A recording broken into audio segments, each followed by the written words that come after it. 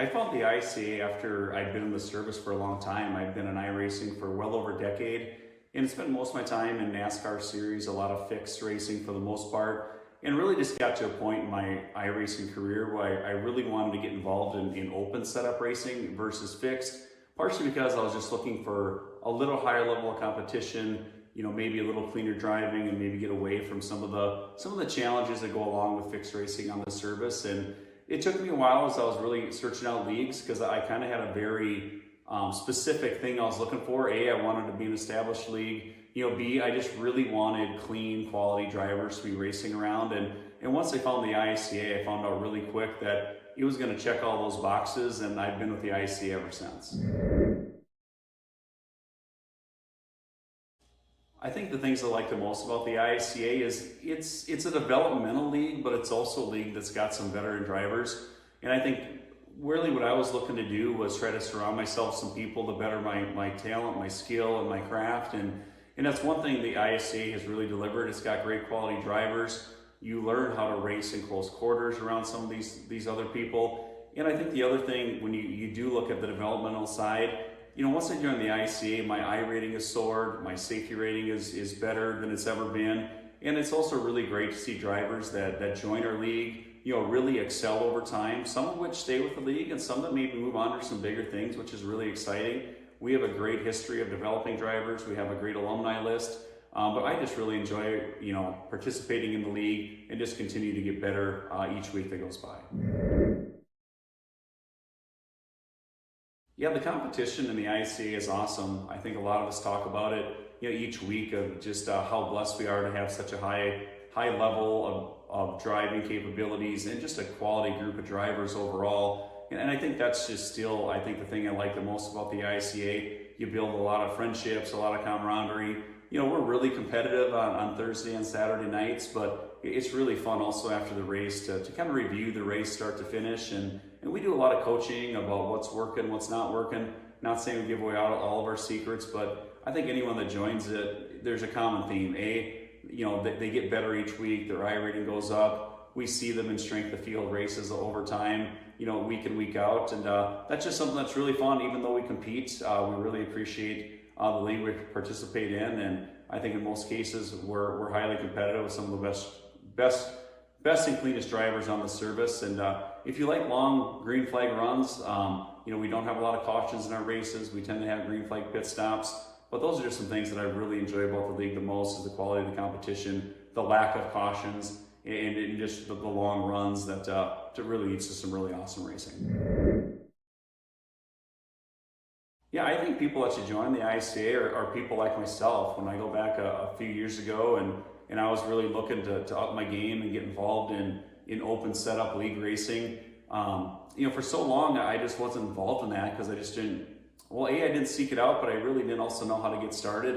And once I started doing research, it was a really easy choice that the ICA was a place I really wanted to be and get involved with. And all those things I talked about earlier have happened to me, from improving I rating, improving my skill. And, I'm someone that I really enjoy the ICA. I'll probably stay there, but don't think that, if you're coming to the ICA, that it's something long-term. That in some cases you can find a long-term home like a lot of us, but we develop drivers, and ultimately we'd like to see our drivers participate for a period of time and hopefully move their way up the ranks, whether that be into Road to Pro or Contender Series, or hopefully get to the Coke Series. That's really the goal of what we want to be, is an established league with great drivers, but also a league that's going to develop drivers into bigger and better things.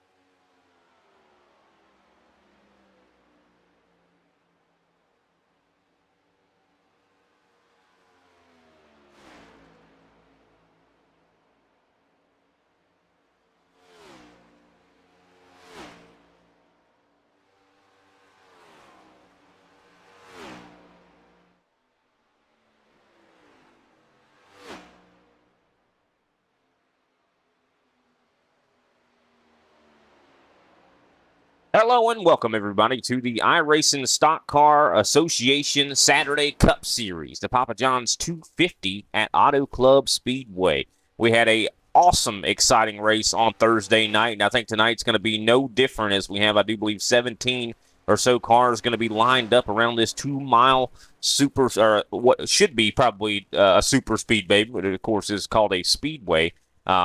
Definitely going to be an exciting one, though, for sure. 3 wide, sometimes even 4 wide around here, and that's what we saw on Thursday, and I expect to see a lot of the same here tonight. Of some familiar faces, of course, are also here tonight. Clayton Hoffman making his appearance. We do see Alan Henson making a return as well. Definitely excited. Of course, my name is Brian Britt, and I'm joined in the booth by Big Al. How are you doing, Big Al? Hey, doing pretty good, Brian. Excited to be here again in Fontana, waiting to get this one rolling so we can get to racing. Yeah, definitely, for sure. Let's take a look at the race facts for this evening's event. Taking a look at it here, I do believe we have 250 miles, 125 laps at the Fontana or Auto Club. Of course, unfortunately, it doesn't seem like they're going to be racing on tomorrow. Of course, the Xfinity race was canceled here tonight in real life.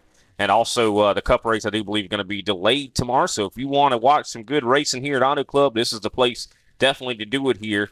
Stages are going to be 25 and 55, 5 sets of tires, 4 actually down in the pits. The fuel window is 45, which is a little bit give or take with that number there, depending on how hard you push it. Track conditions also could play a role in that. And speaking of track conditions, let's see if we can't bring that up. Yeah, looks like that ambient air temperature is going to be about 65 degrees. Track temperature itself is 72 degrees. Gotten winds out of the southwest at 7 miles an hour, and all of this sitting under partly cloudy skies. Appears to be about 236 in Sim. Sounds like the perfect conditions for some good racing here at Auto Club. I know in real life it's very snowy and wet there in the real track. So glad that we have this super speedway, this iRacing service that allows us to, not have to worry about the weather so much, right, Big Al? Yeah, absolutely, Brian. Do want to look at the Cup standings. Of course, the Super Cup Series just started about, I do believe, 2 weeks ago now. But the Cup Series is reaching its conclusion as Chris Severa right now at the top of the board with 5 wins, more than everybody else, and he has a huge points lead right now, 93 points over Jose Acosta, who's in second. Kenny Powell, of course, has gotten a win this season, and he is 99 points behind Chris Severa, sitting in third. Darren Mullins is in fourth. Don Avery, of course, has we have not seen him. Unfortunately, I do believe he's dealing with some not quite sure what's going on, but definitely hope we'll see him back soon. But I do believe that is going to take him out of contention as he is in fifth right now. Of course, he does have 2 wins, but he has only, I do believe, started just a handful of races. Josh Schaffner, of course, in 6th place in the points with 1 win. Greg Wychinski in 7th. Joey Preby 8th. 9th, Kendall Levron, and 10th, Randy Mullen. So, of course, the points are quite spread out, so I think Chris Severa is probably going to run away with this championship here. Oh, yeah, absolutely, Brian. And taking a look at the Super Cup points here, which is just started I do believe, Joshua Daniels right now at the top of the board as this is the second race for the Super Cup season. Brian Johnson, of course, in 2nd place with 1 win. 3rd place, Brandon Pasalacqua. 4th place, Al Kozlowski. 5th, Blair Holloman. 6th, Kenny Powell. 7th, Dave Fugue. 8th, Darren Mullins. 9th, Josh Schaffner. And 10th, Greg Wychinski. Looking at this, I'm surprised to see Chris Severa not on this board here. I actually think that we might have a little bit of a mistake here when it comes to the super points. I don't believe they were actually put in correctly here, so I do believe, I don't know why I'm showing you this. Because definitely, if Chris Severa is leading that Cup Series points, he would be probably at the top of that board for that Super Cup. But I do believe those are actually the points from the Thursday night series, so I'll have to get on Mr. Kenny Powell after this race, Big Al. Yeah, absolutely, Brian. It's a little housekeeping. That's right. Yeah, that's right. Usually it's Kenny Powell getting on me. We have a little under 2 minutes left here in qualifying. Interested to see how these guys are going to, tango out here. I mean, with the likes of Clayton Hoffman, I think he's going to be one that's going to be up towards the front quite a bit. But love the numbers we have here tonight. I know the a couple weeks ago, we were kind of lacking in numbers for the Saturday series, but glad to see it kind of going up a little bit. Of course, we got Austin Derbyshire, who has recently joined the series as well. Excited. I mean, I am just really, really excited to see what these guys have in store. I mean, Brandon Pasalakwa has definitely been lighting it up. He was really good on Thursday.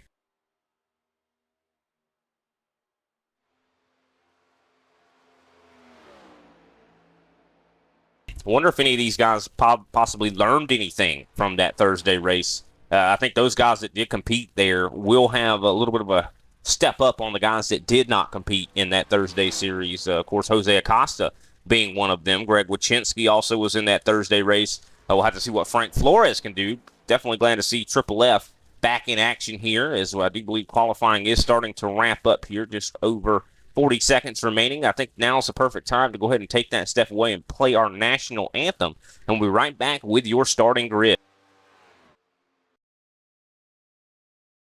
Oh, say, can you see by the dawn's early light what so proudly we hailed at the twilight's last gleaming, whose broad stripes and bright stars through the perilous fight o'er the ramparts we watched were so gallantly streaming, and the rockets' red glare, the bombs bursting in air, gave proof through the night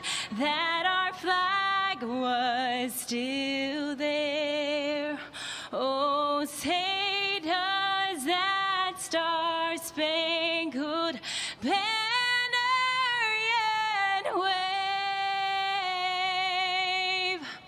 o'er the land of the free and the home of the brave.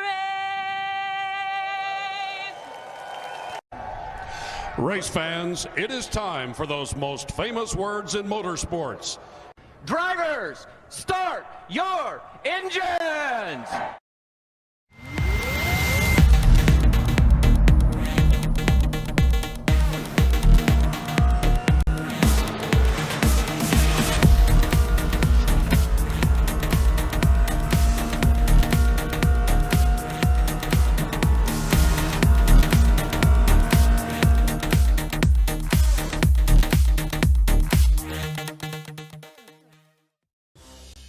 Woo! Papa John's just took their fresh, never frozen dough and hand stretched it into thin, oversized New York-style slices. I mean, look at that crust! That is the perfect crust thickness no matter how you eat it. So you can fold it, or not. But I ain't gonna lie though, I fold it. Get a New York-style pizza from Papa John's. Better ingredients, better pizza.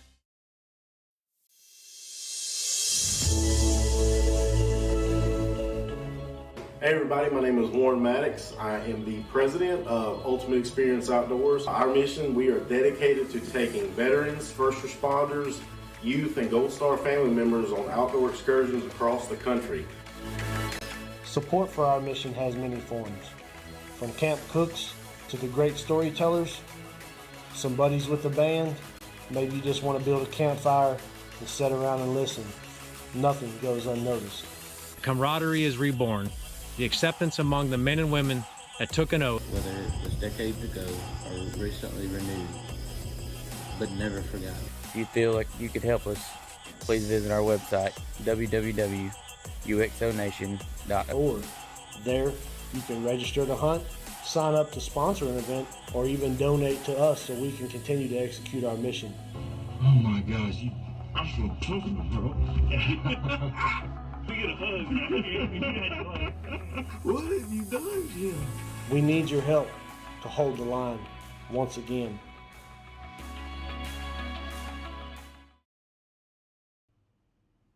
And we are back, ladies and gentlemen. We got the grid set here for tonight's action. Joey Prevey going to be starting on the pole with Chris Severa starting in second place. Third place going to be Randy Mullins with Kendall LeBron starting fourth. Fifth place going to be Jose Acosta with Kenny Powell in sixth. Seventh place going to be Josh Shopner with Brandon Pasalacqua in eighth. Ninth place going to be Greg Wachinski, and Darren Mullins rounds out our top 10. That's to put Austin Derbyshire in 11th place with Clayton Hoffman in 12th. 13th place is Frank Flores, and Shane Weldon is in 14th. 15th, Al Kozlowski. 16th, Paul Osen. And that last row is going to show Derek Jacobs and Alan Henson.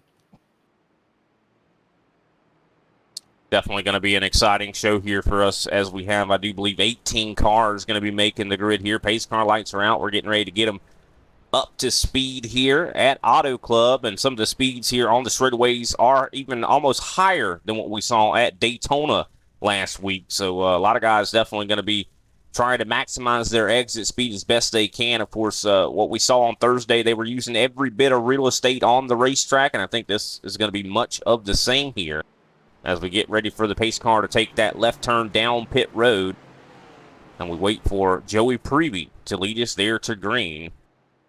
Definitely a great job, Joey Prevey, to be able to qualify here on the pole. I know he had some bad luck, I do believe, last week. As here we go, entering the Geico restart zone, and the green flag is out for the first time here tonight in the Papa John's 250. Side by side, neck and neck, crossing the start-finish line. Looks like Joey Prevey is able to edge out in front of Chris Severa. Randy Mullins to the bottom here, side by side with Severa, and they're getting really close to one another here.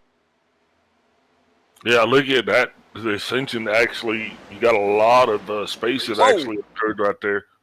You see Joey Prevey just now almost lost it off of turn number 2, and that has caused him to lose a ton of momentum, and Chris Severa to the bottom is going to take the lead. Yeah, along with the rest of the field, is actually caught right up to him there, Brian.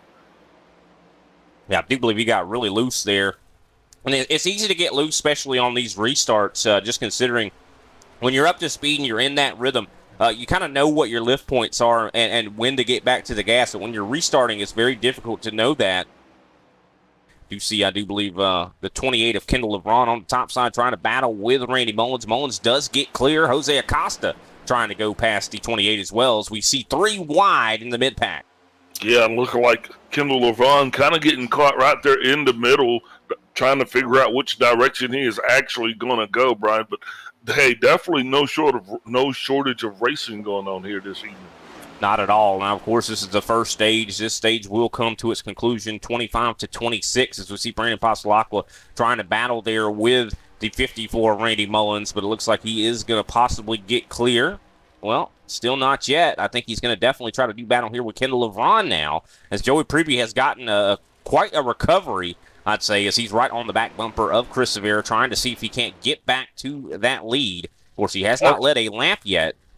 Austin Derbyshire definitely getting himself a run, as now he is side by side with Clayton Hoffman. Austin Derbyshire sporting that BRTV paint scheme. Definitely want to give him a shout out for that, as now he is 3 wide with Randy Mullins and Jose Acosta, threading the needle there as he continues his charge towards the front. Austin all the way up to 5th place now. He actually started in 11th. That's going to make him our biggest mover thus far. And still 3 wide as he now slides up, almost gets into Kendall LeBron there. LeBron able to get clear. He comes down. As Randy Mullins, I'm liking what I'm seeing from him. He is running at the absolute top of this track here. That's where you're going to get a lot of momentum, especially late in the run. And I don't know if this is the time to do it early, though, as the tires, of course, once they're cool. Looks like Brandon Pasalacqua, though, to the front, as he takes the lead from Joey Prevey and Chris Severa there. And he's going to try to pull away. But, of course, Auto Club, not a simple task to try to pull away here with the draft being so powerful. Absolutely. Chris Severa now on the high side of the 42 of Jose Acosta. Acosta trying to do everything he can. You see he is bending his car down low there. Gets a little bit tight. That's going to allow Severa to get the run on the high side. That's going to put Severa all the way up to 3rd place. Yeah, they're definitely battling very hard right now, slipping and sliding through these corners and trying to get every bit of real estate that they possibly can. 3 wide once again as Jose goes up tight.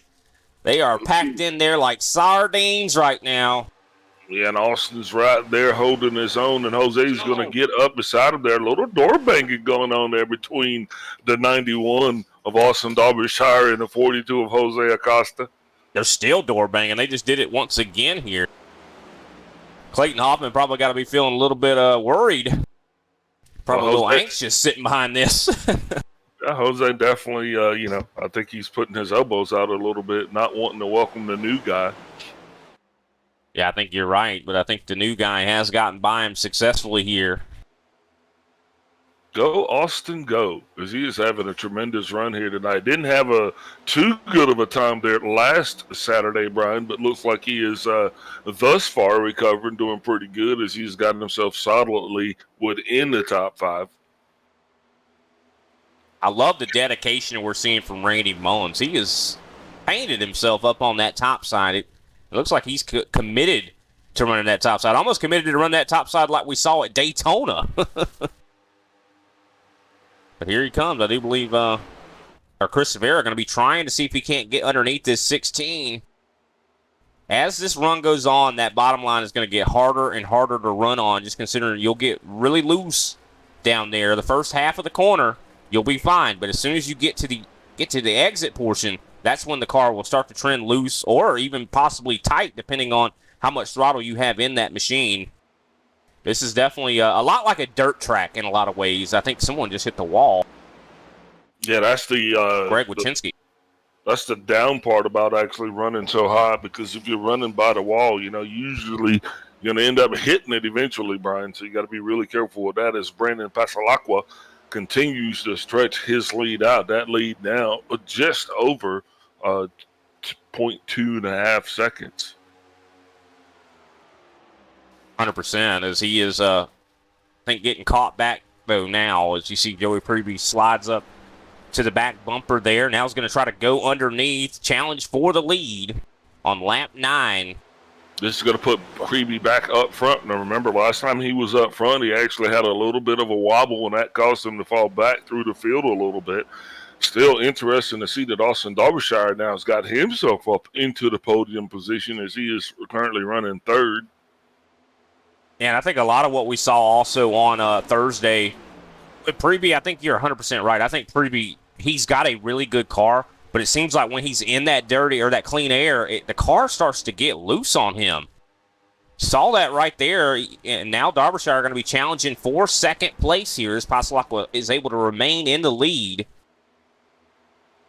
Some guys are going to be trying to take it easy, going to be really, really cautious out here, because we know tire wear is going to be a factor. Yeah, especially once we get up into, over 18 laps or so. That's when I think the cars are actually going to start to show their handling. Had quite a few cautions on Thursday night. Could be interesting to see if we actually going to get through this race tonight clean, man. Hopefully we'll be able to get those green flag pit stops. Feel like we kind of got cheated a little bit, and so maybe that'll boost all of our spirits a little bit as green flag racing continues here. Be lap 12 next time by. We had about 3 lead changes thus far, seeing Joey Preby, Brandon Pasalacqua, and I believe, those Chris are the Severa. only 2, I believe. Chris Severa, okay, Roger. So, I was correct. 3 lead changes so far. Yeah, 100%. And we saw, and you mentioned about cautions on Thursday, that first stage went completely green, and we'll have to see if that's going to be the case here. As we got 3 wide with Chris Severa on the bottom, with Kendall LeBron in the middle, Randy Mullins still up on the top. And I was looking at lap times a little bit. Mullins is running some really good laps, and I think that maybe him running as high as he was, maybe he'd be saving the tires, which is surprising. Usually you run off the top side, it burns them up at other tracks, but it seems Auto Club might be the difference maker here. I think still 3 wide. Oh, almost some issues there. Yeah, I think he was doing the same thing on Thursday night as well, Brian. But you see Pasalacqua kind of dipping back and forth between the lines. He's trying to give one of those lines a run. As here comes Josh Schaffner, thinking about taking Clayton Hoffman 3 wide to the middle. And I'd imagine also he's probably trying to break up any semblance of a draft as well. Yeah, I mean, almost just like what you would see at a track like Daytona, trying to give one groove a run and then move back down to keep them side by side. That is what Pasalacqua needs. He needs those guys to be side by side behind him. As Preby racing Austin Derbyshire very hard. Oh, Lord.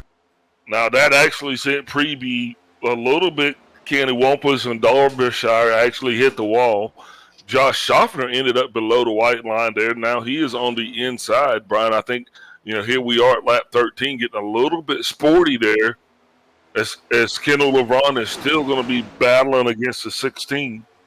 Yeah, Kendall LeBron definitely taking advantage of that issue there with the 16 as he's going to move himself up into that second place position. And because of all this drama, Brandon Passalacqua was pulled out to about a 0.6 of a second lead, which is quite a large lead here at Auto Club, as we still see battling right now with Preby trying to battle with Chris Severa, but Severa is going to be able to come up on top. Yeah, Preby actually slid right up in front of Austin Derbyshire, but guess who is entering the conversation? Here comes Clayton Hoffman out of nowhere. Clayton started all the way back in 12th. Now he is currently trying to get himself in the top 5. Yeah, and I'm sure that the 91 and the 16 probably not going to be too friendly after this one. These guys have memories, and they're not short, that's for sure. These guys will remember that until the end of the race, and it could cause, guys to race each other a little bit harder here.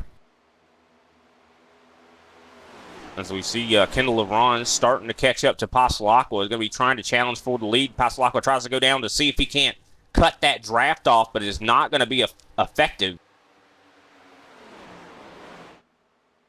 Yeah, Preby not yielding at all. He is actually doing everything he can to maintain his position. Now, Chris Severa is going to be slowly knocking on his back door, trying to do everything he can to get around. And it looks like Austin Derbyshire is now headed back the other direction, Brian. Yeah, and I wouldn't be surprised that Derbyshire might be hurt a little bit, just considering he did hit the wall there. And we know that these cars, of course, they are tough. They are tanks, but you definitely don't want to hit that wall too many times, as we see Randy Mullins getting awful close to it here. A new driver we haven't seen a whole lot of, Shane Weldon. He's sitting in the top 10 right now. Going to be getting him some points if he keeps his mouth right, right? Yep, welcome Shane Weldon. Absolutely. Got to hold your mouth right. Speaking of holding the mouth right, here comes the 28 of Kendall LeBron. He is getting shoved by the 62 of Severa. So one way or the other, he will be taking the lead of this race. 100%. 62 is going to be trying to see if he can't go to the bottom here, but I don't know if he's going to be able to. But, yep, Kendall LeBron in the lead now. That'll be our, I do believe, 4th new leader here tonight. Yeah, that's good. Kendall needs to be up front. He needs to have a solid points day here today. He has kind of been dealt some bad cards here, so hopefully he'll be able to capitalize today, man. Full solid field, good racing thus far.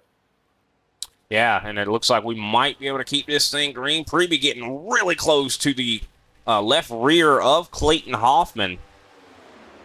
Yeah, now here comes Jose Acosta. He is going to be coming up on Joey Preby. Preby has been fighting tooth and nail to maintain his position. He's been very aggressive down there tonight, Brian.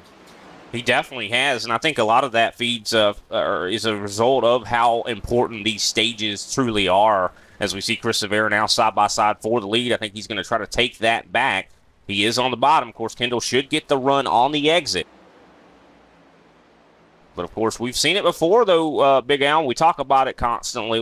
I feel like kicking a dead horse or whatever, or beating a dead horse saying this all the time. But the stage points are even more important than the win. I mean, we talk about that constantly because it's true. There's a lot of things going on down here on this racetrack tonight as I'm looking at it. Right now, Derek Jacobs is going to find himself possibly going a lap down here, as he is definitely on the same straightaway as the leaders, and with 6 laps to go before this stage is in the books, I think they might have enough speed on them. Also, interesting note, Wachinski and Powell both off the pace, as well as the 8 of Frank Flores. Yeah, and I think a lot of that comes down. I think Kenny Powell's taking it easy. I think Greg Wachinski's taking it easy here. I think that of course, Kenny finished second on Thursday. He has the speed. We know that for a fact. What is surprising, though, you see Frank Flores. I mean, he is in danger of possibly going a lap down at some point as well. They're going to need those stage points eventually, though, Brian.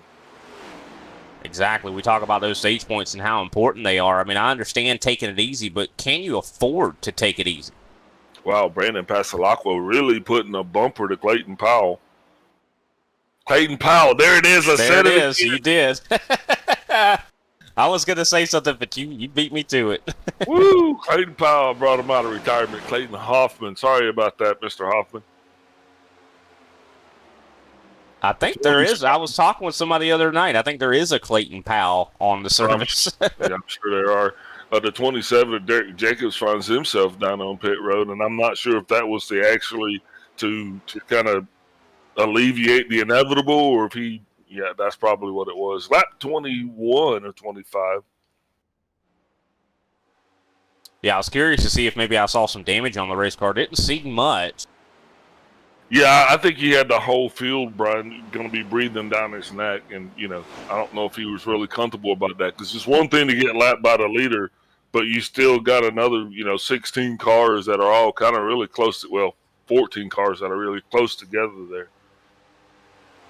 Chris Severa takes the lead again.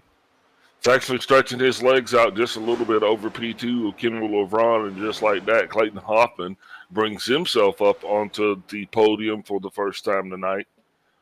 Yeah, no, I think he'll probably stay there. I mean, Clayton Hoffman known for being one of the fastest drivers in the ISCA, but I like what I'm seeing from Kendall LeVron, though. He keeps going really high. He's committed to that top line to try to see if he can't get a run, possibly on Chris Severa. But it looks like maybe not going to happen here. It actually opens the door for Clayton Hoffman, who seems to be preferring the bottom line. And he is going to pass for second place, as we have, I do believe, now 3 laps to go here in this stage. This is going to be a battle for this stage win here. I don't think that Chris is going to be under a small amount of pressure here. I think he's getting ready to be under a lot of it, as we see Jose Acosta, right there as well. Yeah, he's going to be under a considerable amount of duress, to say the least, Brian. He's going to be definitely going to have his elbows out defending this stage position here, because with 3 laps to go into the stage, be 2 at the line, he's going to have to do just that.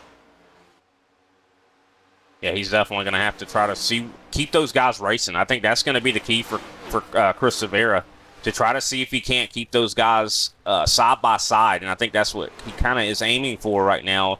And Kendall all the way up to the top. Look at how high he is running. That is the Larson line if I've ever seen one. And look at the runs that he gets off the exit here.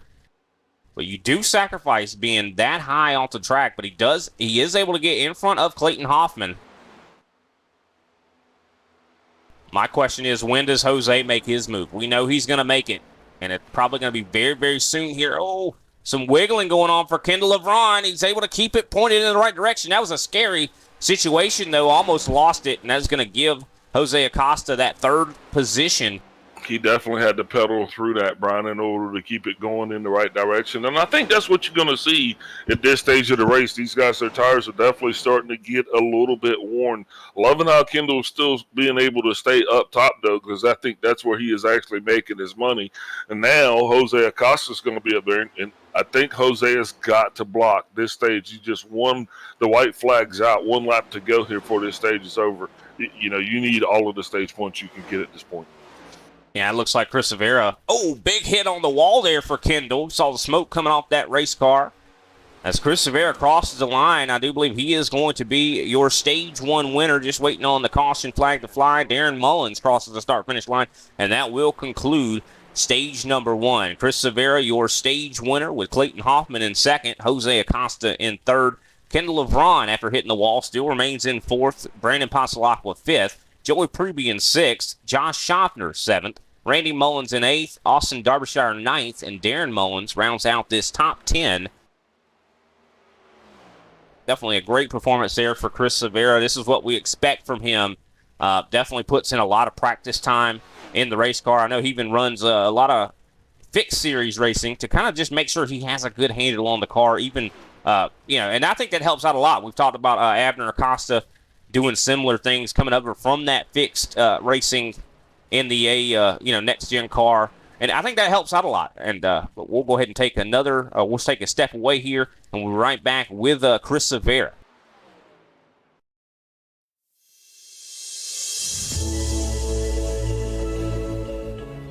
Hey everybody, my name is Warren Maddox. I am the president of Ultimate Experience Outdoors. Our mission, we are dedicated to taking veterans, first responders, youth, and Gold Star family members on outdoor excursions across the country. Support for our mission has many forms. From camp cooks to the great storytellers, some buddies with the band, maybe you just want to build a campfire and sit around and listen. Nothing goes unnoticed. Camaraderie is reborn. The acceptance among the men and women that took an oath. Whether it was decades ago or recently renewed, but never forgotten. If you feel like you could help us, please visit our website, www.uxonation.org. There, you can register to hunt, sign up to sponsor an event, or even donate to us so we can continue to execute our mission. Oh my gosh, I feel comfortable, bro. We get a hug, man. What have you done, Jim? We need your help to hold the line once again.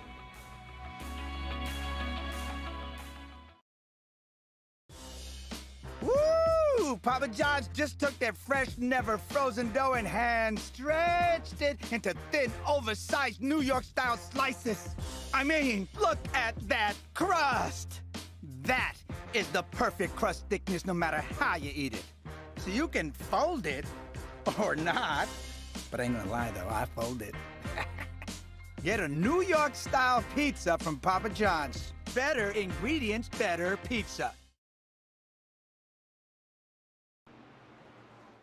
And we are back, ladies and gentlemen. What a race there for Chris Severa, able to claim the Stage 1 victory. I do believe, Chris Severa, do you read me? Yeah, I got you guys. All right, definitely glad to have you up here, man. You led 12 laps out of that stage, of course, started in second place. I mean, what was the key, do you think, to keeping that lead as long as you did and winning that stage? Yeah, just staying on the bottom as long as possible. Let the other guys go up front, and if they can start going up higher a little earlier than they need to, just keeping the tires on and on the bottom, and then we'll have to save a little bit more come the final stage. I think we'll have to see what we have for Clayton, because I know he was coming through there. But yeah, it looks like we got a piece here, so should be fun. Yeah, definitely look like you got a good race car out there for sure. So the bottom, is that where you're utilizing to save the tire? Is that kind of the key here? Because it seems like a lot of guys were using the top. Yeah, you can use the top, and it's definitely faster, but you're just gonna tear up your right rear going up there. So just got to keep that on it, and just be careful coming out of the corners once the tires get up to pressure. But yeah, just take care of the right rear. I could have actually been a bit more aggressive on the front, but we'll see how we do here, and hopefully we're up there again for stage 2. All right, well, we know you're about to get back to it. Who can we get a quick shout-out to after your stage win? Yeah, shout out to everyone Gas and Go, 3F Racing, and TWRS for the set this week. It's another killer. And you guys, as always, hope to talk to you soon. All right. Well, thanks for your time, Chris. Good luck for the rest of your race. Thanks, guys. That was Chris Severa, your stage 1 winner, and we're set to go back green here in just a moment. Pace car lights are out. We're getting ready to exit turn 4. Jose Acosta able to get some positions on pit road there, finds himself in second place. Clayton Hoffman, the man I think Chris Severa said he's worried about, sits in third. Joey Preview, of course, pole sitter, he's in fourth right now, Big Al. Wondering what's going to happen here as we get ready to have this green flag wave once again. As we get ready to enter that Geico restart zone, and the green flag is back out. Chris Severa wastes no time to gas it up. Yeah, he gassed it up, and now he's gone. Brian, now that the stage 1 is in the way, now is actually in the books, and we're on the way for stage 2. Severa's got us off and clear, wasting no time. Like I said, he's got to push it a little bit harder this time. Also interesting to see Kenny Powell's brought himself all the way up to the front. Got a quick question for you here when you get a chance. Sure thing. What's your question? Well, just now, what happened there in stage 1? Stage 1 go about like you expected? You see anything that we need to look out for, or you think it's just going to be a part of the course? Whoa, Mr. Mullen's getting really loose there. Yeah, I mean, I think that win is about as well as it could. Of course, we did see some contact and things like that, so I think some guys are going to be definitely minding their P's and Q's and not make those same mistakes they did again. But these guys definitely have a good, I'd say, reading on what the car is going to do in that 25 lap run. Of course, later in this race, barring no cautions in that final run, these guys are really going to get an idea of what the car is going to do for sure. Of course, I know a lot of these guys probably don't want that caution because I think that from what I've heard from a lot of drivers, it seems like when you let the tires cold cycle, it kind of hurts them a little bit at this track. Interested to know, but we knew tires were going to be a factor coming into this race. We just didn't know how big of a factor it was actually going to be. Interesting to note, only 3 cars have posted times that have been sub 40 seconds. That's been the 88 of Al Koslowski, the 6 of Brandon Pasalacqua, and the 91 of Austin Derbyshire. Derbyshire actually having the fastest lap time posted on the race thus far. Definitely awesome job there to Austin Derbyshire, but I don't know if that's a stat I would want at this track, Big Al. I think a lot of guys, that's not the aim, to go fast. The aim is to go fast consistently and not burn that equipment up. So any of those guys, the guy that has the fastest lap, he might not be saving as much tire as he should be, Yeah, and I think we did see that there in the first stage. Ooh, the 24 Powell getting really cozy with the 16 of Preby. Preby has reached out and touched a lot of people here today. That's all I'm going to say about that. Yeah, and we already know that the 24 and the 16 have a past as well. Ooh, he slams the door on Austin Derbyshire again. That's the second time those two have actually mixed it up. Yeah, I think we might have a bit of a rivalry starting here. Well, I don't know. I don't know if it's just a byproduct of Preby driving aggressively or, I'm not sure what the deal is, but I know that he is definitely not making any friends out there on the race course here tonight. Definitely not, and it seems like it's not paying off either because he's slid all the way back into 7. Ooh, a little bit of contact with the 24 to the back of the 42 of Jose Acosta. Ooh, and the 91 door bangs Preby and ends up sliding into the wall simultaneously with the 42. I think that was a pretty hard lick there for Austin Derbyshire. If we can't take a look back at this.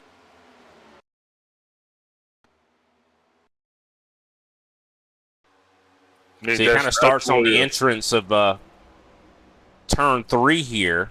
I think that was definitely a sign of frustration. Yeah, I think so for sure. As you see, Derbyshire gets tight up into the 16 and boom, right into the wall. Both of them go. Everybody having to throw on their wreck avoidance shoes. Yeah, that's going to slide Preby all the way back into the teens. Now he sees himself all the way back in 13th position. Yeah, there could be definitely some remnants of that damage here. Look at this. Clayton Hoffman pushing Chris Severa on the front stretch here. Now, this is definitely a track where you can push people faster than they want to go. One of the big movers, though, in this stage has been Kenny Powell, all the way up into 4th place right now. So, yeah, here's a question. What do you do? If you're Severa, do you battle Clayton Hoffman like a heavyweight fight here? Do you just kind of duck and run in order to fight a little bit later? Yeah, I think Chris Severa even said it in his interview, saying that he needed to save the tire a little bit better. He could probably have saved it a little bit better than he did, and I think he's going to put that into action here, possibly. Or like you said, I think it's all going to be about the long game. So if Clayton gets a good run on you, I don't see you trying to battle him. Man, Jose Acosta really kind of fell back off the pace there. That's going to allow Kendall LeBron. He is rolling by along with Greg Wychinski, along with Austin Derbyshire now.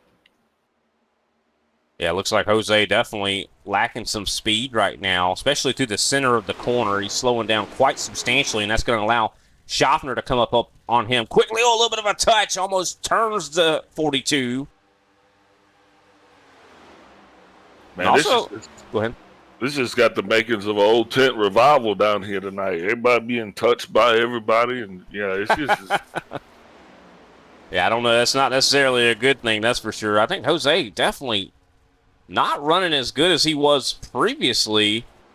Something's going wrong with that race car. Seems like he might have made some adjustments that have probably pulled him the wrong direction, Brian. But Either that or he is just trying to conserve and save, because we did see him do that a lot of bit on Thursday night as well. Nope, that wasn't him. That was his brother that we saw do that. True, but maybe he did take a little bit of some lessons from his brother. Just saw Randy Mullins get into the wall. Yeah, Randy's no stranger to the wall here tonight. That's about at least the second or third time that he has made contact. A lot of drivers running that high line. I mean, and they're definitely paying the price for it. They might get some dividends, but they're also getting some dents again as well. Yeah, some dents. That's for sure. Clayton Hoffman has taken the lead. Severa, I do believe, trying to take it a little bit easier, has fallen back into fourth place. We do see side by side Greg Wachinski, and I do believe Kendall LeVron battling it out for that sixth place position. I mean, yeah, and this is just going to turn down to a simple contest of who's going to chase Clayton. You know, I mean, and that's what it's going to boil down to, and just how much of your stuff are you going to burn up in the process. Yeah, I think just hang out behind him. I mean, your fuel economy is going to be better behind him, and we've seen some cars even not do so well in that clean air. So kind of let him cut through it. I mean, if you just can see him, then you're still have an ability to possibly get up there and challenge him towards the later portions of this race. But how much are the stage points on these guys' minds? I mean, they know how important they are. So do you maybe push a little bit harder? I mean, Passalacqua seems like he is, as he's now side by side for the lead. Super Cup's just starting, and that's a long, arduous season that you got to go. I mean, you just only the second race. The other season is coming to an end. Severus pretty much got that one sewed up. So I think you come out here, and I don't think you run a race necessarily just for stage points, but I do think you try to run a consistent best race you can. As Clayton Hoffman now ducks underneath Kenny Powell, Brandon Passalacqua taking a lead from Clayton. And we've also seen Clayton, he can actually be a little bit of he's a card shark as well, Brian. Yeah, he's that guy that a lot of times, will just let you go and he'll just hang out. He knows what he's doing. He knows how fast he needs to be. He's always been a guy that has been almost robotic in the way he tackles these races, wouldn't you say? Yeah, definitely methodical, to say the least. This guy has a plan. Nothing that he does is just for. I mean, everything he does has a purpose and a reason. Yeah, 100%. Now, we've seen Brandon, though, in just watching this, I think Brandon Passalacqua is a guy that he wants to be out front. Sometimes he runs a little hard up front, and I just hope he'll be able to maintain that pace, though, Brian. But I think it's going to get a little bit tricky as we come about 10 to go in this stage. Also, watch Austin Derbyshire. Now, he is slowly starting to make his run back up, but Joey Preby is still back in 10th place. Yeah, for sure. I don't think we've seen the last of maybe that rivalry as we see Chris Severa now trying to go side by side with Kenny Pound to try to work his way back up here. And I'm watching Passalacqua. You mentioned him. He goes all the way down almost to the apron on this straightaway. I saw a couple times he's actually went on the apron. And I'm wondering what that does to your tires as Clayton Hoffman now goes side by side and is going to try to take this lead. I think he's going to get clear here. We've definitely seen him back and forth here. It just makes you wonder what Clayton was seeing. What was he looking for? We'll have to see how long he's able to remain in this lead. He's got a pack of hungry cars right behind him. We do have a little bit of a gap that is formed, I do believe, between Greg Wachinski and Randy Mullins. Yeah, Mullins is kind of out by himself there just a little bit, and Joey Preby's just a little bit back further from that, and Joey has another pack with him. Now, in Joey's pack, you got Jose Acosta, Josh Schaffner, Kozlowski, Olsen, and Flores all back there together. Got to keep in mind, of course, Josh Schaffner was Thursday's winner. I think that he still is a little bit of a dark horse here that possibly could get up here and tussle with these guys. And we saw he had really good speed on Thursday. Also, Shane Weldon. I don't want to leave an opportunity to give a shout out to Shane, Mr. Weldon. I do like that race car too. If you look at Shane Weldon in that 98, I think he's in a Challenger, which is Dodge, of course, is not in the Cup Series anymore, but I love when guys are that creative to where they kind of make a current existing car into something. I think that actually might be a Charger, not a Challenger. And, it just goes to show that you just can't help everybody, Brian. Yeah. I mean, I admire it when you try to do something different. I don't know, though. I have seen people try to build like a Tesla, on here. And I tell you, if NASCAR ever goes to electric vehicles, I don't know if I'm going to be watching. Now, hybrids, I can deal with that.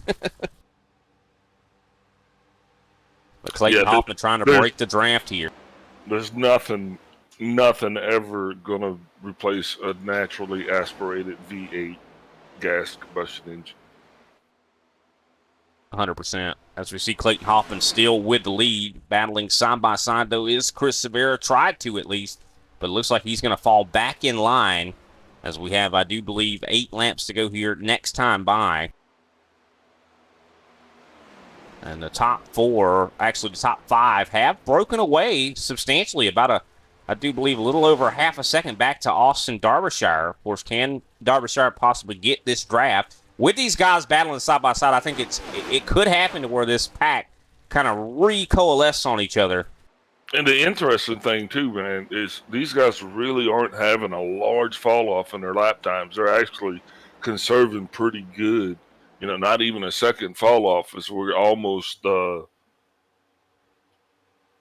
20 laps on the tires right now. But almost done with this stage as well, Brian. Yeah, we definitely are. We're getting close to the conclusion here of stage number 2. Could we have 2 unique stage winners here? Definitely a distinct possibility. That's Clayton Hoffman. Go ahead. Sorry, Kendall LeBron definitely pushing Brandon Pasalacqua. Now, Chris Severa has made his way all the way back up into second place, so I would imagine this is going to be the time that he mounts his charge, because if he's going to put any pressure on Clayton, he's going to have to go ahead and get up there now, because we've seen it's taken a couple of laps to actually make the pass. Yeah, it definitely has taken a couple laps to make the pass. It's definitely a work in progress for sure. But I think that Brandon might have other thoughts on his mind, considering the 28 has definitely been hounding him like crazy here. And it is go time. I mean, this is, I do believe, going to be 6 laps to go now, 5 to go next time by. I mean, now is the time. If you're going to start to make your moves, you got to do it right now. And I think that's exactly what's probably going through the mind of the 62 of Chris Severa as well, as Kendall LeBron back up to the top once again, just like in stage number 1. Hopefully that does not end poorly there, because we saw he kind of got into the wall, had some handling conditions in that first stage.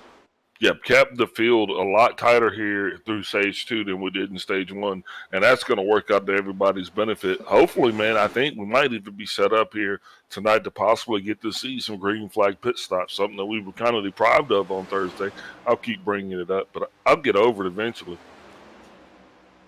Yeah, and that's the thing about it. I mean, in Thursday's race, we had already had a caution, I do believe, by now. I think we had a caution in stage number 2, but looks like this one has gone clean and green thus far. Severa all the way to the top line, trying to defend against the encroaching Kendall LeBron. And look at the run he's getting on Clayton Hoffman right now. And I think that's exactly why he did that, because he understands, if anybody, just how fast and methodical or diabolical Clayton Hoffman is. 100%. I think he's definitely going to be trying something here to see if he can't go back-to-back with stage wins. But I love watching these guys. Everybody out here is so competitive. I think anybody could take this title home here tonight, take that trophy home. But we do see some spreading out here. The top 5 have pulled away to almost 3 seconds on 6th on back. Austin Derbyshire starting to be caught by Greg Wachinski here. Wachinski all the way to the bottom. Not able to get the run he needs to get side by side there for long. But I think anytime now we're going to see Chris Severa try to make this pass happen. I think he's already trying to make this pass happen. But Clayton's just put the hammer down now, and so he is kind of running. But speaking of running, here comes Severa right here on this, coming up on the haunches. Yeah, look at him, how close he gets to Clayton Hoffman, and the only reason he would do that is because he trusts that Clayton is going to hold his line, and he was able to get a really good side draft on that 92, and he is going to slide up into the front as we're going to have 2 laps to go here in this stage here momentarily. And further back, you see Greg Wachinski and Austin Derbyshire battling for that 6th place position. You have to believe that Clayton Hoffman is going to be trying to set himself up to do the same thing that Chris Severa did.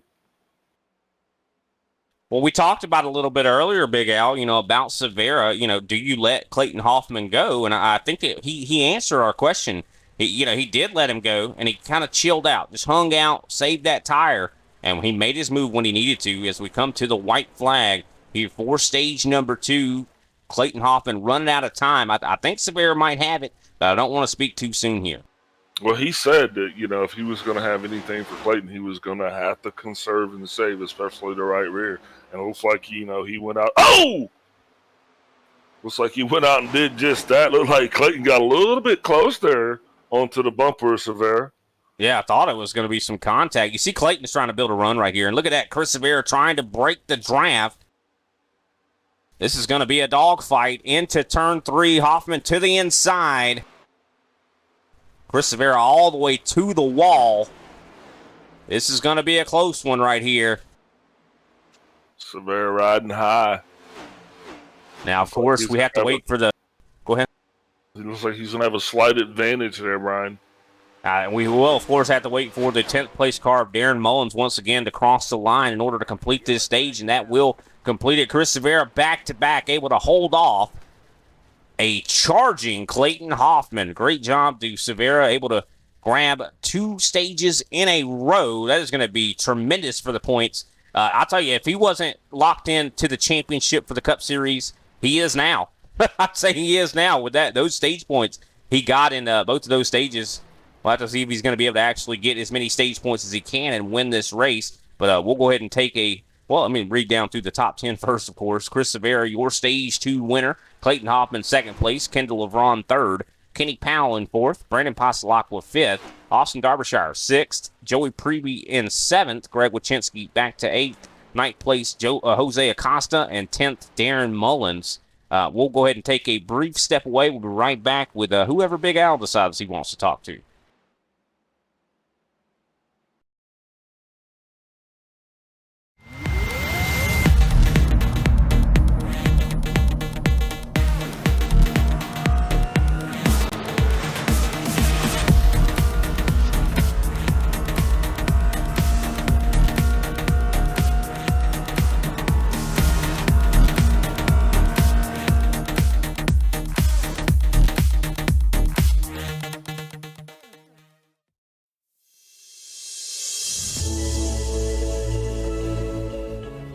Hey everybody, my name is Warren Maddox. I am the president of Ultimate Experience Outdoors. Our mission, we are dedicated to taking veterans, first responders, youth, and Gold Star family members on outdoor excursions across the country.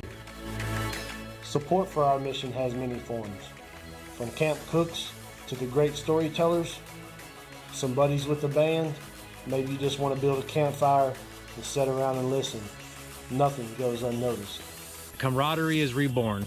The acceptance among the men and women that took an oath. Whether it was decades ago or recently renewed, but never forgotten. If you feel like you could help us, please visit our website, www.uxonation.org. Or there, you can register to hunt, sign up to sponsor an event, or even donate to us so we can continue to execute our mission. Oh my gosh, I'm so tough, bro. We get a hug. What have you done, Jim? We need your help to hold the line once again.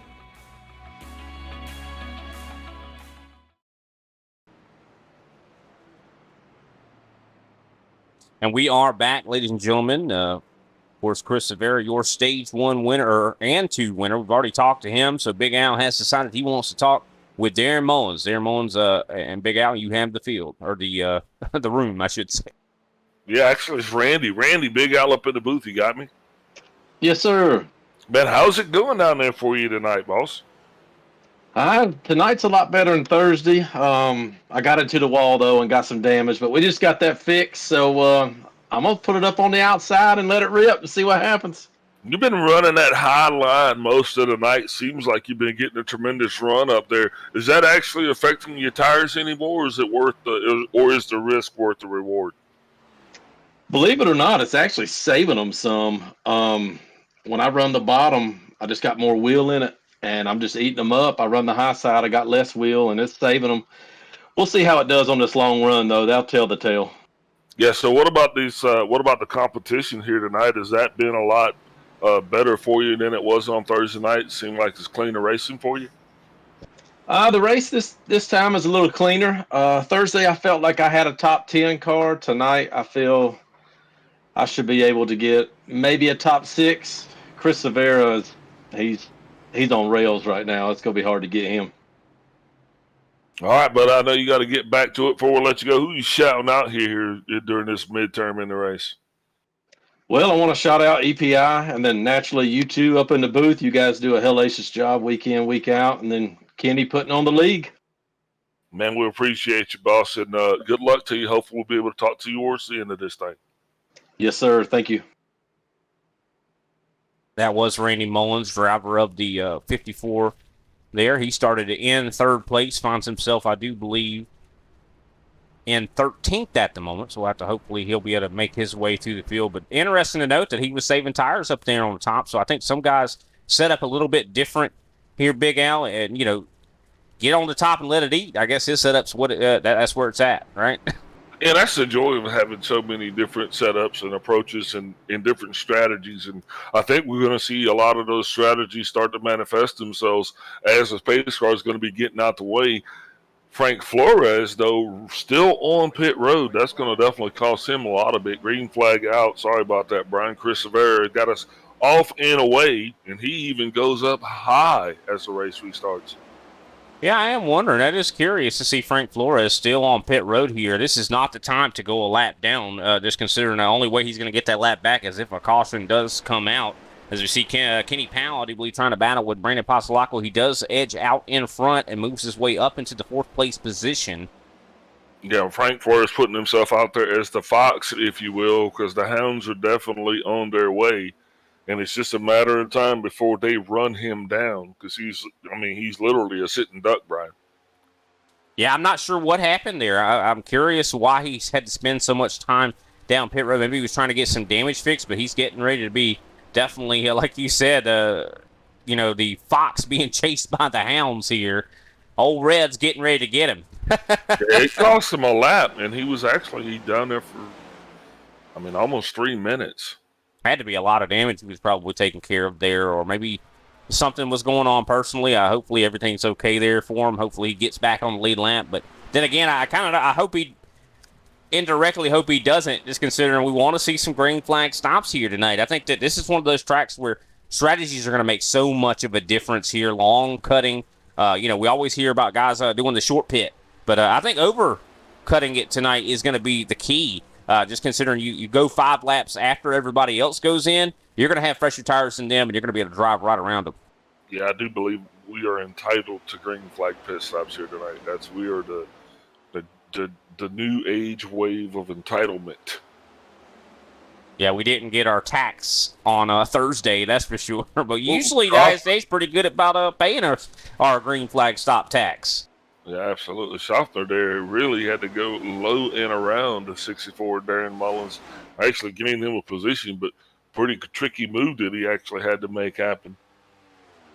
Yeah, and I expect this is going to be the time we're going to see Josh Schaffner really start to press that pedal down and really try to make some moves here. He won Thursday's race because of how good he was at saving, but also put himself in the right spot. So we're going to have to hope that he's going to be able to do that as well, as we see Kendall LeVron now trying to battle with Kenny Powell, but he dips out of line and is going to lose the momentum, and Brandon Pasolaco, I do believe, is going to take that spot. Now we got the 91 and the 16. They're back here together, further back in the pack. 28 really off the pace there. Austin Derbyshire's got a run, went around Joey Preby. But Kendall LeBron finds himself, as we're halfway through this thing, possibly getting ready to get shuffled a couple of spots back. The Schofter's going to run deep down on the inside. Yeah, like I said, I think Schofter, it is go time for that car right now. And he's been on, I know on Thursday, he was one of those drivers that really ran the bottom for the most part. Didn't really see him go up to that top very much. And I think that's going to be able to really help him as we see Frank Flores really starting to come into view. He is definitely going to be an obstacle that these guys are going to have to try to get by. I know that Flores, though, is usually not a guy that's going to push the issue very much. I think he's going to get out of the way. It just really depends on when these guys catch him and what he does. Yeah, where does he go, though? Does he go high? I mean, we already have seen 3 and 4 wide racing here. Yeah, that we have. I'm not sure where he's going to go. We'll have to wait and see. But Kenny Powell definitely on the top here, trying to see if he can't get side by side with Pastelacqua.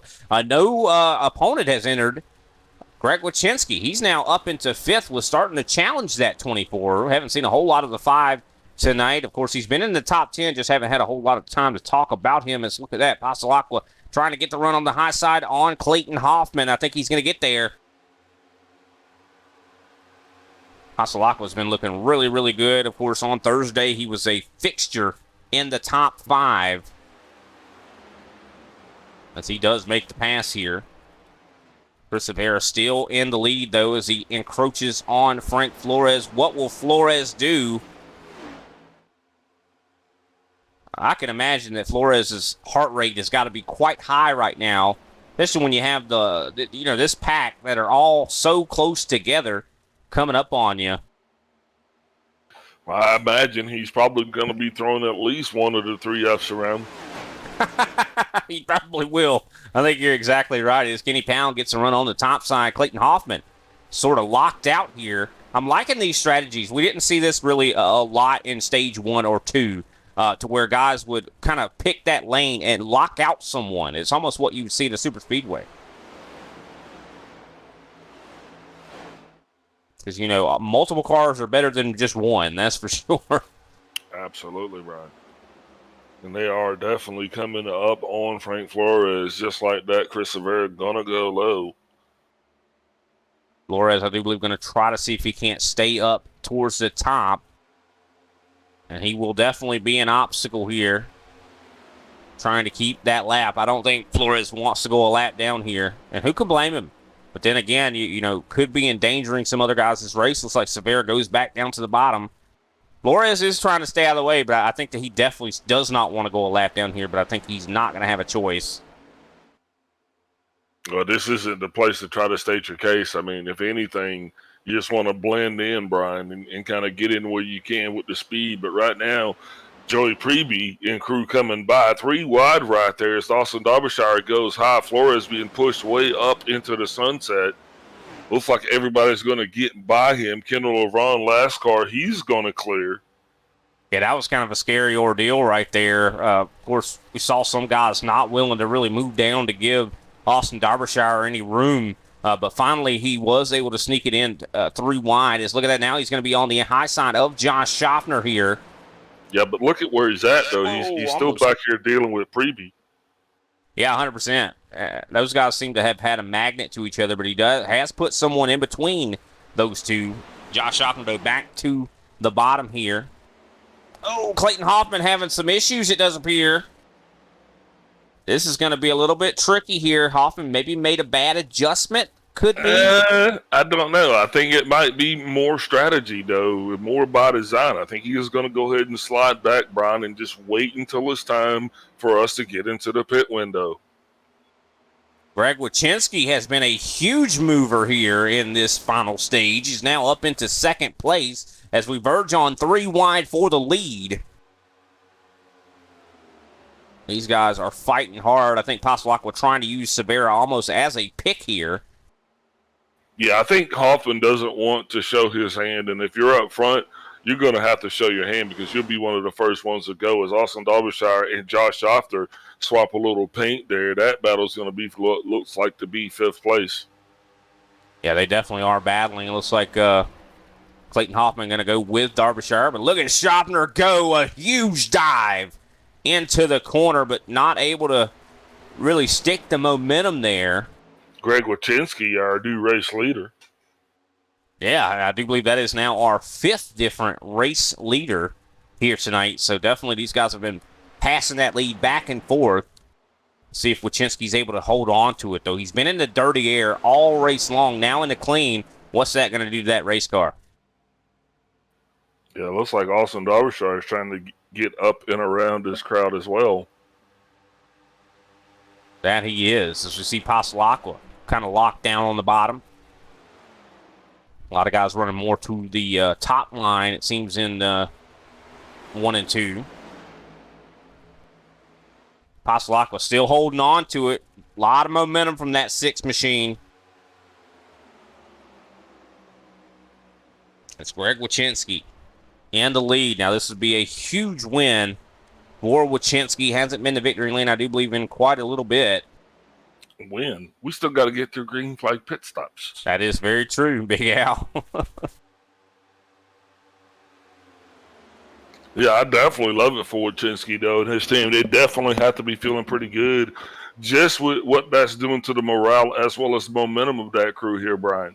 But here comes Austin Derbyshire now. He is running the high side, going to be battling up against Chris Severa. Looks like he is going to get that and have full command of P2. And, you know, I think he's probably going to want to get up there and battle against Wachinski as well. Oh, the 16 of Joey Preby found the nose of Kendall LeBron, I believe. And almost loses it. Does he have it under control? I don't think he's got it under control yet. As Frank Flores almost gets into the rear end of this as well. Al Kozlowski, really good heads-up driving, almost got into. This could go poorly here. I think Joey Preby definitely having some major handling issues. Yeah, he had some bumper on it, too. Well, speaking of that, let's take a look back and see that, Big Al. What do you think? Sure.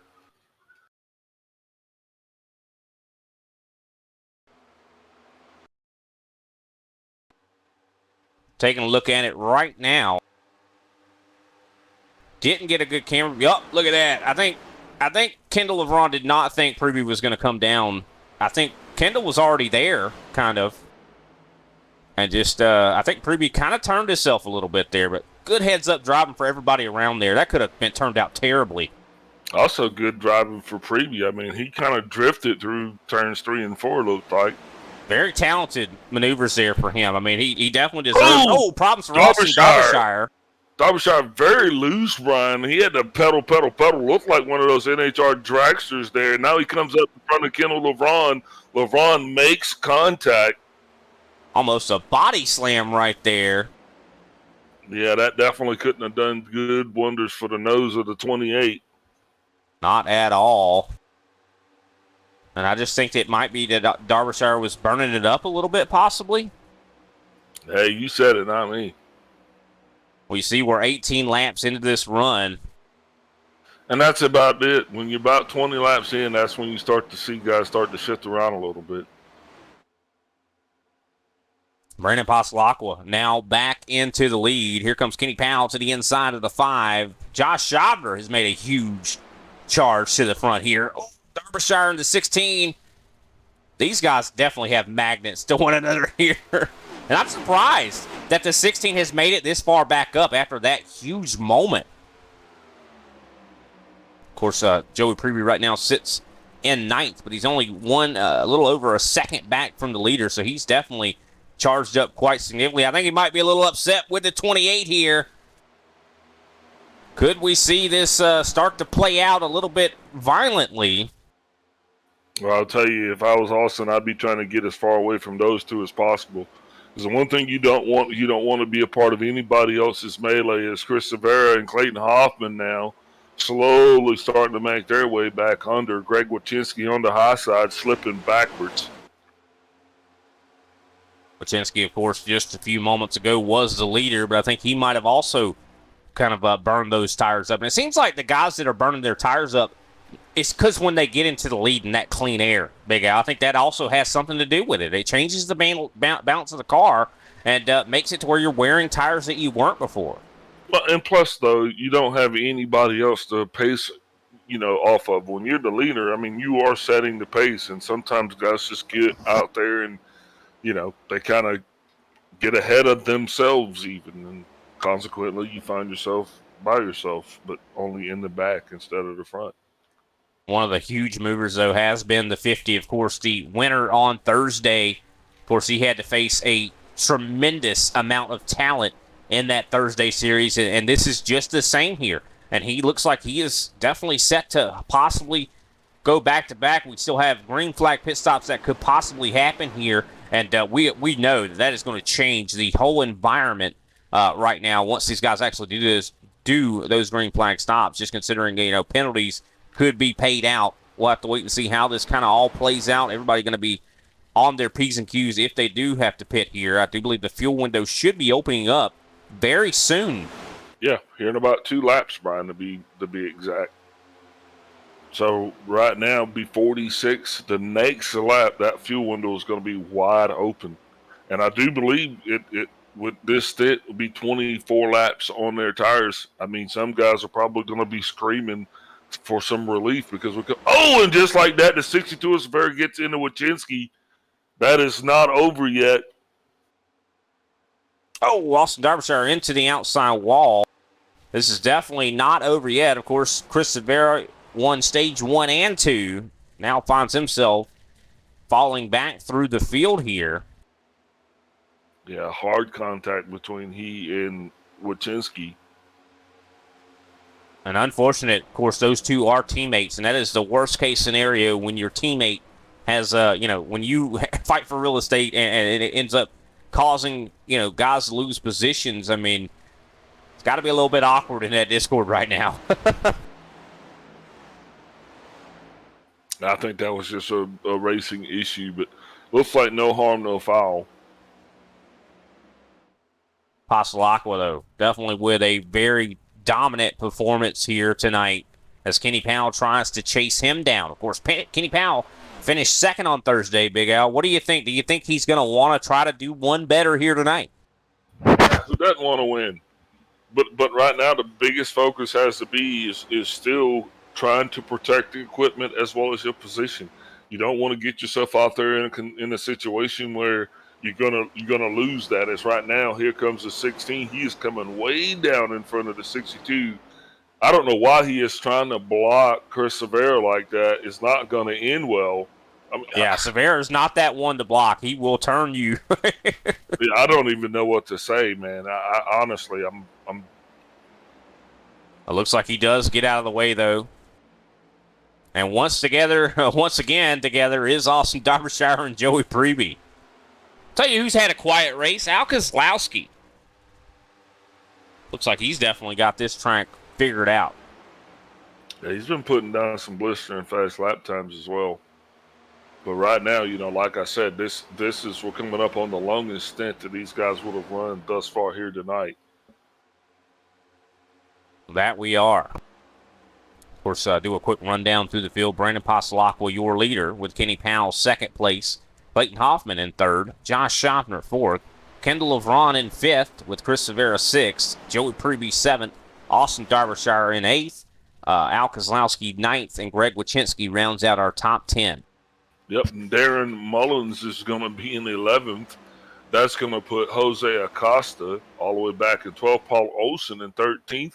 Randy Mullins 14th. Shane Wheelman in 15th. Frank Flores 2 laps down in 16th. And Derek Jacobs is no longer on the race course. Here comes Clayton Hoffman to the inside of Kenny Powell. He's going to get clear and take over second place. Clayton Hoffman, definitely a tough customer. Going to be trying his best to get up there to Passalacqua. Definitely a great performance there from that 6 machine. Can't say enough good things.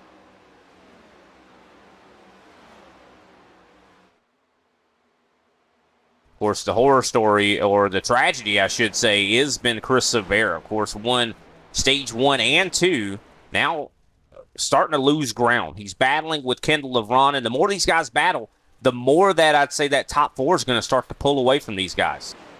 This is just that point where I think you're starting to kind of get a little bit of separation because these guys are going to be getting ready to pit, and you don't want to show your hand. I think the guy out front right now is Brandon Passalacqua, And well, just like that, here comes the 91 of Austin Derbyshire. He is coming down pit road, so green flag pit stops have officially begun. Going to see if he actually affects anyone else's decision. This is kind of early, in my opinion. I'd say this is about 10 or 15 laps too early. I would go down maybe in the next 10 laps, possibly, but this is a little bit early for me. And it looks like Derbyshire misses his box. There's going to be some costly seconds there. Yeah, he's definitely going to go a lap down here, Brian. Yeah, for sure. But, you never know what could happen here. A caution could come out here, save that driver. Of course, you see the 92 bump drafting the 6 in the straightaways here. As I said before, this is definitely a track where it almost pays to push that guy into the corner faster than he wants to go. So he burns his tires up just a little bit more and also possibly could open the door for you to step through it and take that position. But Passalacqua definitely not one that's going to fold to the pressure. As Kenny Powell now goes side by side. Oh, into the wall goes Powell. That is going to give Josh Schaffner possibly a chance. Well, Schaffner actually just jumped back behind his UNG teammate and decided to push him on back up to the pace. Love to see that. A great, teamwork for Schaffner. And that's one thing I love about Josh Schaffner. I mean, talking to him and spending time with him, he is a team player. He is the hugest team player out there, I'd say, as Clayton Hoffman is in the lead right now. He wants to help out his G&G compatriots, and you got to admire him for it. Now, I think it's going to maybe change when we get later in this race, though. Still fighting side by side, though, is Chris Severa and Kendall LeVron.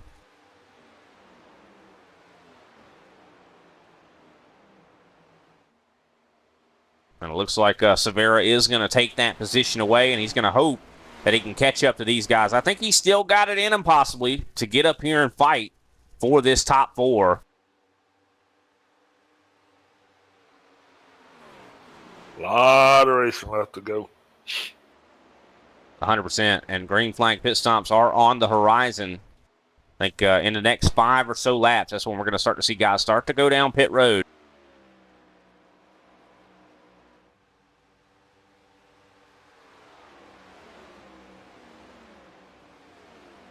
We saw Schaffner was trying to push the 24 to give him some momentum. That has changed. Here comes Schaffner to the inside. He's going to try to take away third, and I think he's got it. Now going to be trying to get to Passalacqua. Clayton Hoffman pulling away to almost a second here, which has been unheard of so far here tonight. And I think Schaffner is probably feeling the pressure to get moving because you don't want to let Clayton Hoffman get away. Well, I think right now everybody's feeling a little bit of desperation with 36 laps to go. I would be surprised here in the next 2 to 3 laps if you didn't start to see some activity on pit road, as these guys are really experiencing a lot of degradation in their tire performance. So I think a lot of guys are going to be wanting to get out from underneath this bubble that they're under, Brian. 100%. Clayton Hoffman still able to maintain this gap right now. He's going to be the one to really dictate everything. Those guys try to short pit him. We know Hoffman. He is that guy that stays out as long as he possibly can to make sure that he has better tires than everybody later. And I think that could definitely pay dividends here for sure. We'll have to wait and see how that all kind of works out as he is still pulling away. And what else do you expect? I mean, Clayton Hoffman's going to unload a really fast car. Yeah, that's what I'm telling my guy. I'm telling my guy, hey, look, you're going to have to stay out there. But just like that, here comes the 5 and the 54. So Randy Mullins and Greg Wachinski officially going to go ahead and get this green flag pit stop started. Kenny Powell looks like he is slowing down. I don't know, he is off the pace, but Chris Severa is on the pace. Yeah, Severa going to be trying to see if he can't make something happen here. Of course, he was involved in a little bit of an incident just a little bit ago, and he, of course, has recovered back up into a podium position. We'll have to see if he can keep this momentum going as he's going to be coming up to his G&G teammate, Josh Schaffner. 93 laps into this thing. green flag pit stops are getting ready to start really kicking off. Kozlowski, pit road.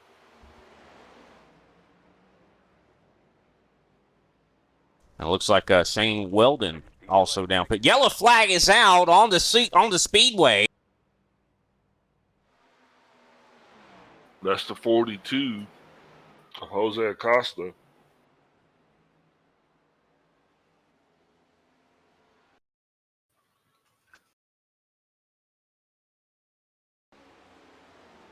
Taking a look back at this and see what happened here to Jose Acosta. This is going to be a utter game changer here for this race.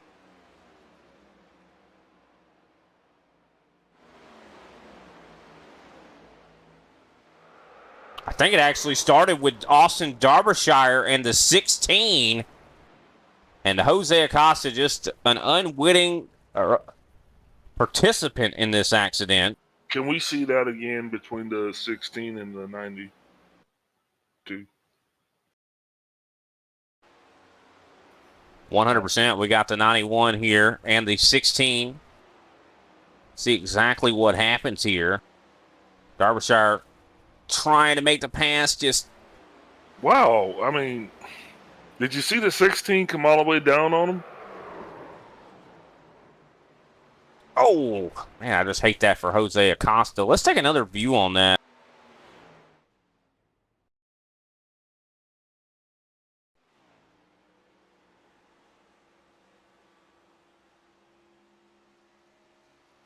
You see, I mean, Derbyshire's not anywhere near him until this point. And I think Preview was slowing down substantially here. Watch him come all the way down. You see that block? I mean, are you kidding? Yeah, he was definitely trying to block him, and the 91 went up. And then the 16 just came up and just, yeah. That's unbelievable. Like I said earlier, man, I have nothing to say nice about the 16, so I just really got to kind of shut up. I mean, I could definitely see what you're saying. That seemed like it was wholly his fault there. Of course, we are not the deciding factor. That will actually be talked about and discussed after the race. But, yeah, I definitely see exactly what you're talking about there, Big Al. As that has changed, that changed the whole race now.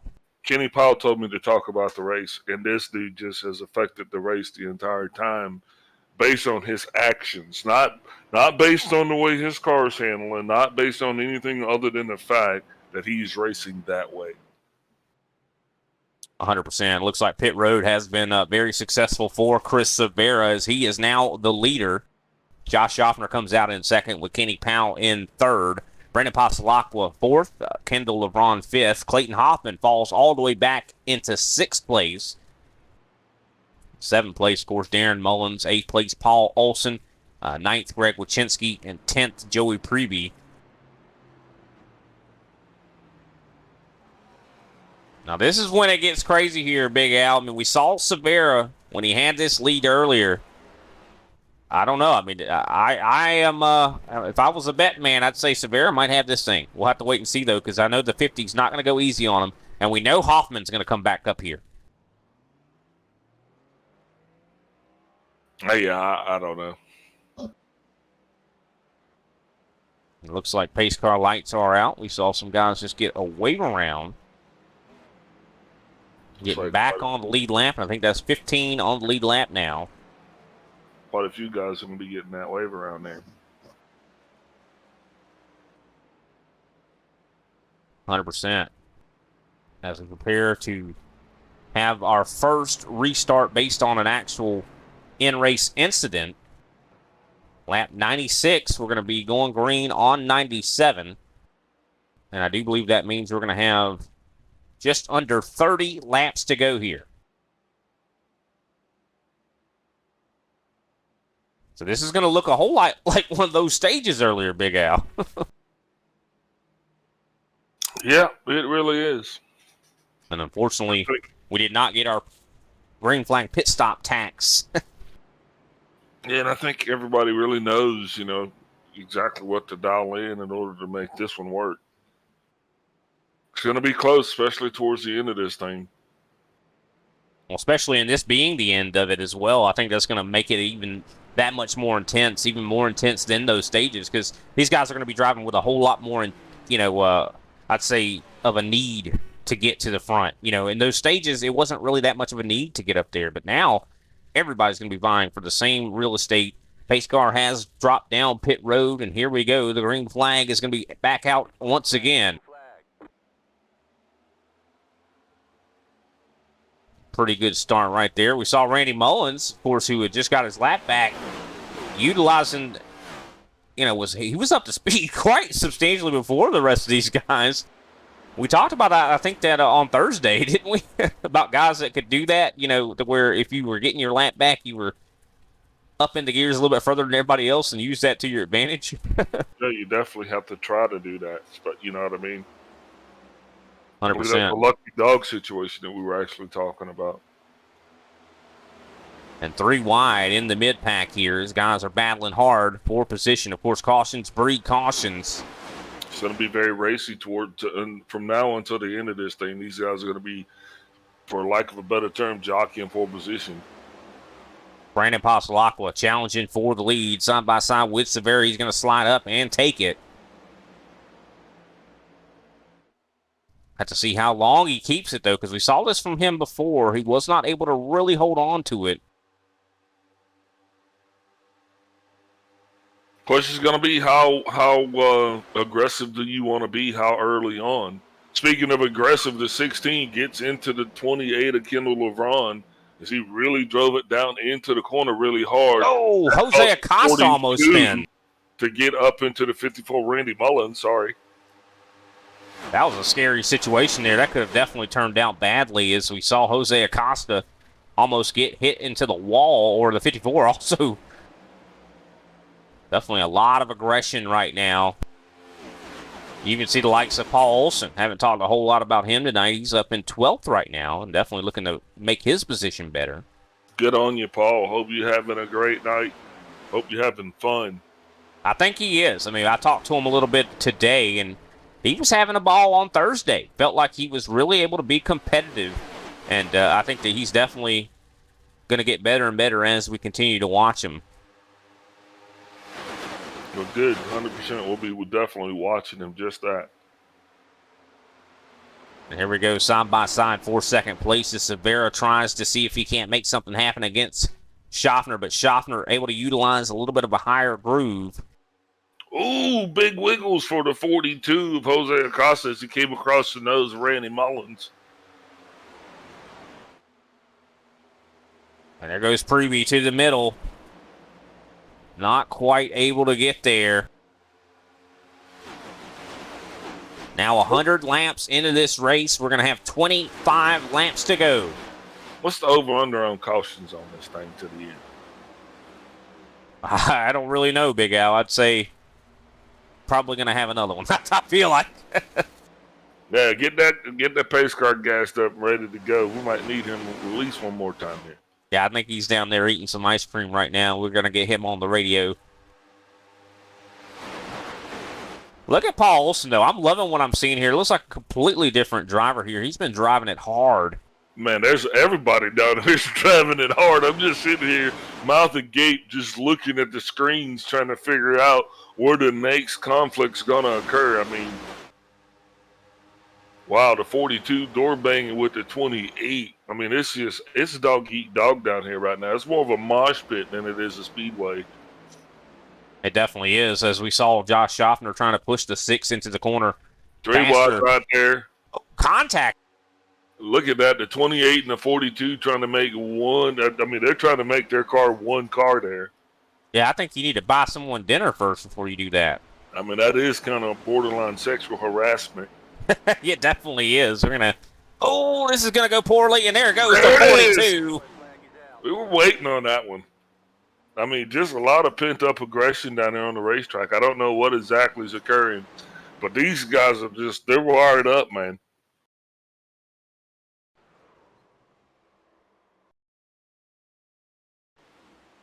Yeah, they definitely are, as we're going to take a look back at this here. Do believe this came from contact, possibly with the 28 as well. No, I think Jose just got tight up into the 54. Might not even have known he was there. Yeah, I don't think he did. I think that was just one of those, this racetrack is just so big. And I don't think Jose was clear. But the good news is I think all of that's going to buff out. Nobody really getting any significant damage off of that. We are going to stack these things back up again, man. And, I don't know. 100%. As you can see, the sun is going down here. That is going to probably cause this track to cool down even more. But let's go ahead and take a brief step away. We're right back with some more racing action. Woo! Papa John's just took their fresh, never frozen dough and hand stretched it into thin, oversized New York-style slices. I mean, look at that crust! That is the perfect crust thickness no matter how you eat it. So you can fold it or not. But I ain't gonna lie though, I fold it. Get a New York-style pizza from Papa John's. Better ingredients, better pizza.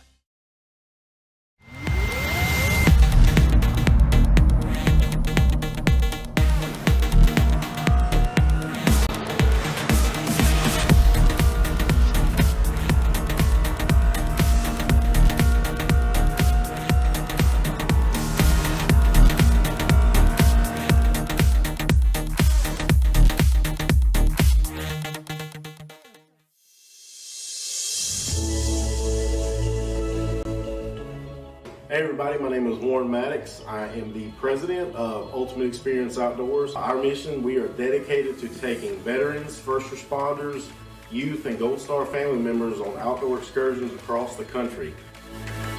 Support for our mission has many forms. From camp cooks to the great storytellers, some buddies with the band, maybe you just want to build a campfire and sit around and listen. Nothing goes unnoticed. Camaraderie is reborn. The acceptance among the men and women that took an oath. Whether it was decades ago or recently renewed, but never forgotten. If you feel like you could help us, please visit our website, www.uxonation.org. There, you can register to hunt, sign up to sponsor an event, or even donate to us so we can continue to execute our mission. Oh my gosh, I'm so talking, bro. We get a hug, man. What have you done, Jim? We need your help to hold the line once again.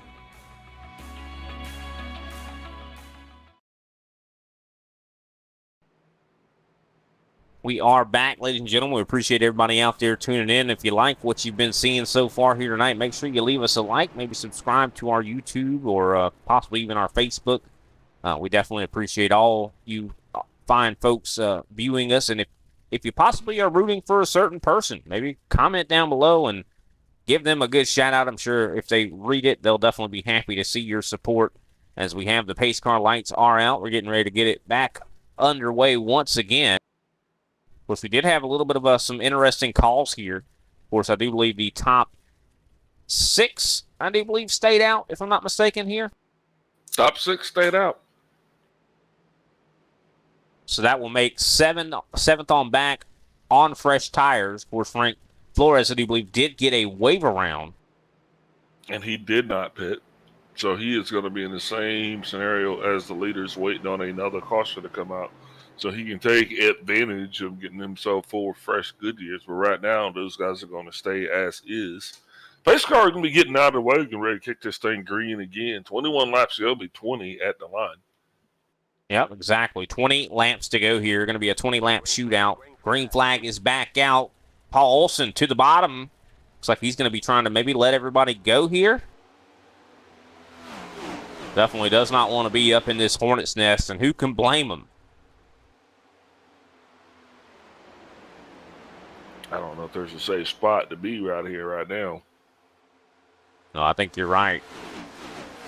Kozlowski getting a good run. That's going to put him up into 6th place. He's going to be trying to slowly make his way up into the top 5.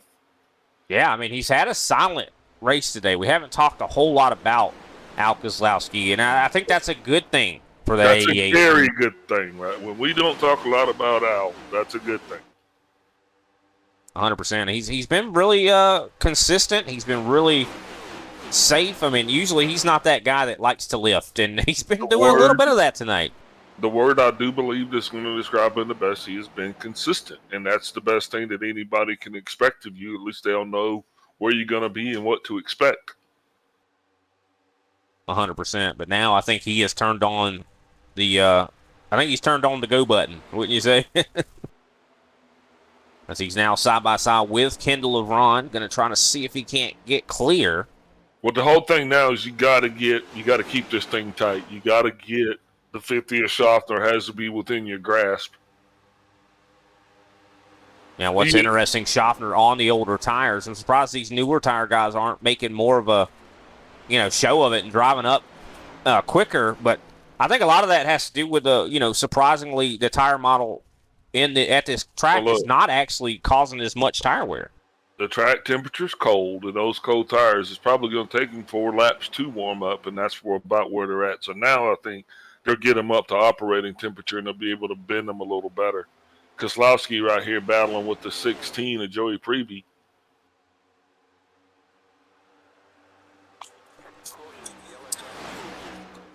It's out. I think Prevey just can we see that on a replay?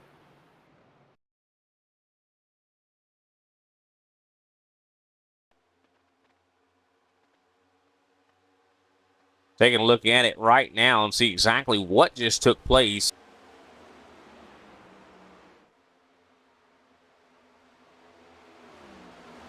It might have had something to do with Al Keselowski and Joey Prevey, I do believe. Oh, Al Keselowski was a little bit of a blink there. They were 3 wide. Yep, that's exactly what happened. It looked like Keselowski had a little bit of a blinking issue. And Darren Mullins just along for the ride. Yeah, exactly. Nothing he could do about it. Just kind of got collected. Just really unfortunate. I think the contact would have happened even if Al wasn't blinking, though, because I feel like right there, boom. I think Prevey just probably came up a little bit too much. Kind of met in the middle a little bit there. Well, fuck, everything's going to be good, though. And all of those guys that didn't pit the last time, well, they're pitting this time. And now with us going to be some 15 laps ago when we get ready to take this thing green again, I think we got the makings for some it's going to be a heck of a stew we got brewing up here, Brian. I think so, and maybe even Frank Flores possibly getting back on the lead lap. That could be a thing. Yep, I think that is happening as we speak. Flores, a recipient of the lucky dog. That's going to put every car that's on the track on the lead lap. The only car that started this thing does not. Derek Jacobs, as he finds himself behind the wall. Yeah, sad to see that for sure with Derek Jacobs. Of course, like you said, that makes everybody on the lead lap at the moment except for him. Brandon Passalacqua staying out. He was one of the guys that pitted on that last caution, so no wonder he's staying out here. Of course, Kendall LeBron also staying out. He also took that opportunity last time. And here's the thing. This is the thing that you're going to you absolutely have to take this into consideration. Brandon Passalacqua is super fast on short runs. 16 laps. I mean, good luck catching this guy. I mean, he has demonstrated tremendous pace on the short run here tonight on this track. He is in excellent position right now. Another guy showing tremendous pace in the short run. That's going to be the 5, Greg Wyszynski. But unfortunately for those guys that pitted, I think they're going to be stuck in a little bit of traffic, Brian. Yeah, I think so as well. And also a person that has just made their first appearance in the top 5, Shane Weldon, the 98 machine. I do believe he pitted on that last go-round and now finds himself up here in 4th, so definitely glad to see that. Also, Randy Mullins. We saw him start in 3rd place tonight. Haven't seen much of him in the top 5 since then, but he now finds himself in 5th. Yeah, he had a little bit of an issue back in the last segment. I do believe somebody came across his nose. I don't want to misquote who it was. Yeah, I think, he was involved. I think it was Jose Acosta, yeah. Here we go. I do believe pace car lights are out. We're getting ready to get them back going once again for a 14-lap shootout here to the end. Yeah, we got the 3 amigos coming around the mountain there at the start-finish line. That's going to be Mullins, Randy type. No, sorry, Darren type. That's going to be the 91 of Austin Derbyshire and Triple F Flores. these guys will be bringing their way up to the back of the pack, Brian, and we will be getting ready to kick this thing off again. Yeah, I think a lot of those guys probably getting some damage fixed. Darren Mullins definitely probably one that was trying to get some damage fixed. He was involved in that last incident. But I think Brandon Pasalagua is going to be a hard man to beat here. I know Kendall LeBron wants it so much to grab a victory. Going to have to catch him, and I think that's going to be next to impossible. Here we go. Pace car getting ready to go down pit road. Don't go get any ice cream, Mr. Pace car driver, because we might need you again. As there he goes, taking a left turn as we're on the front stretch, getting ready to enter the Geico restart zone. And he is off. And, the 98 did not get a good, Shane Weldon did not get a good restart. That is checked up the high line. Josh Schoffer almost impacting him. Now we'll be 4 wide going into the turn here, at least 3. Yeah, we're not stacking this together very well here. Yeah, this definitely looks like a scary ordeal here. They are all packed in here like sardines 3 by 3. And Schaffner tries to make hay as he gets side by side with Randy Mullins. Chris Severa comes down to block the run. Clayton Hoffman almost getting hit by Jose Acosta as they are still 3 by 3.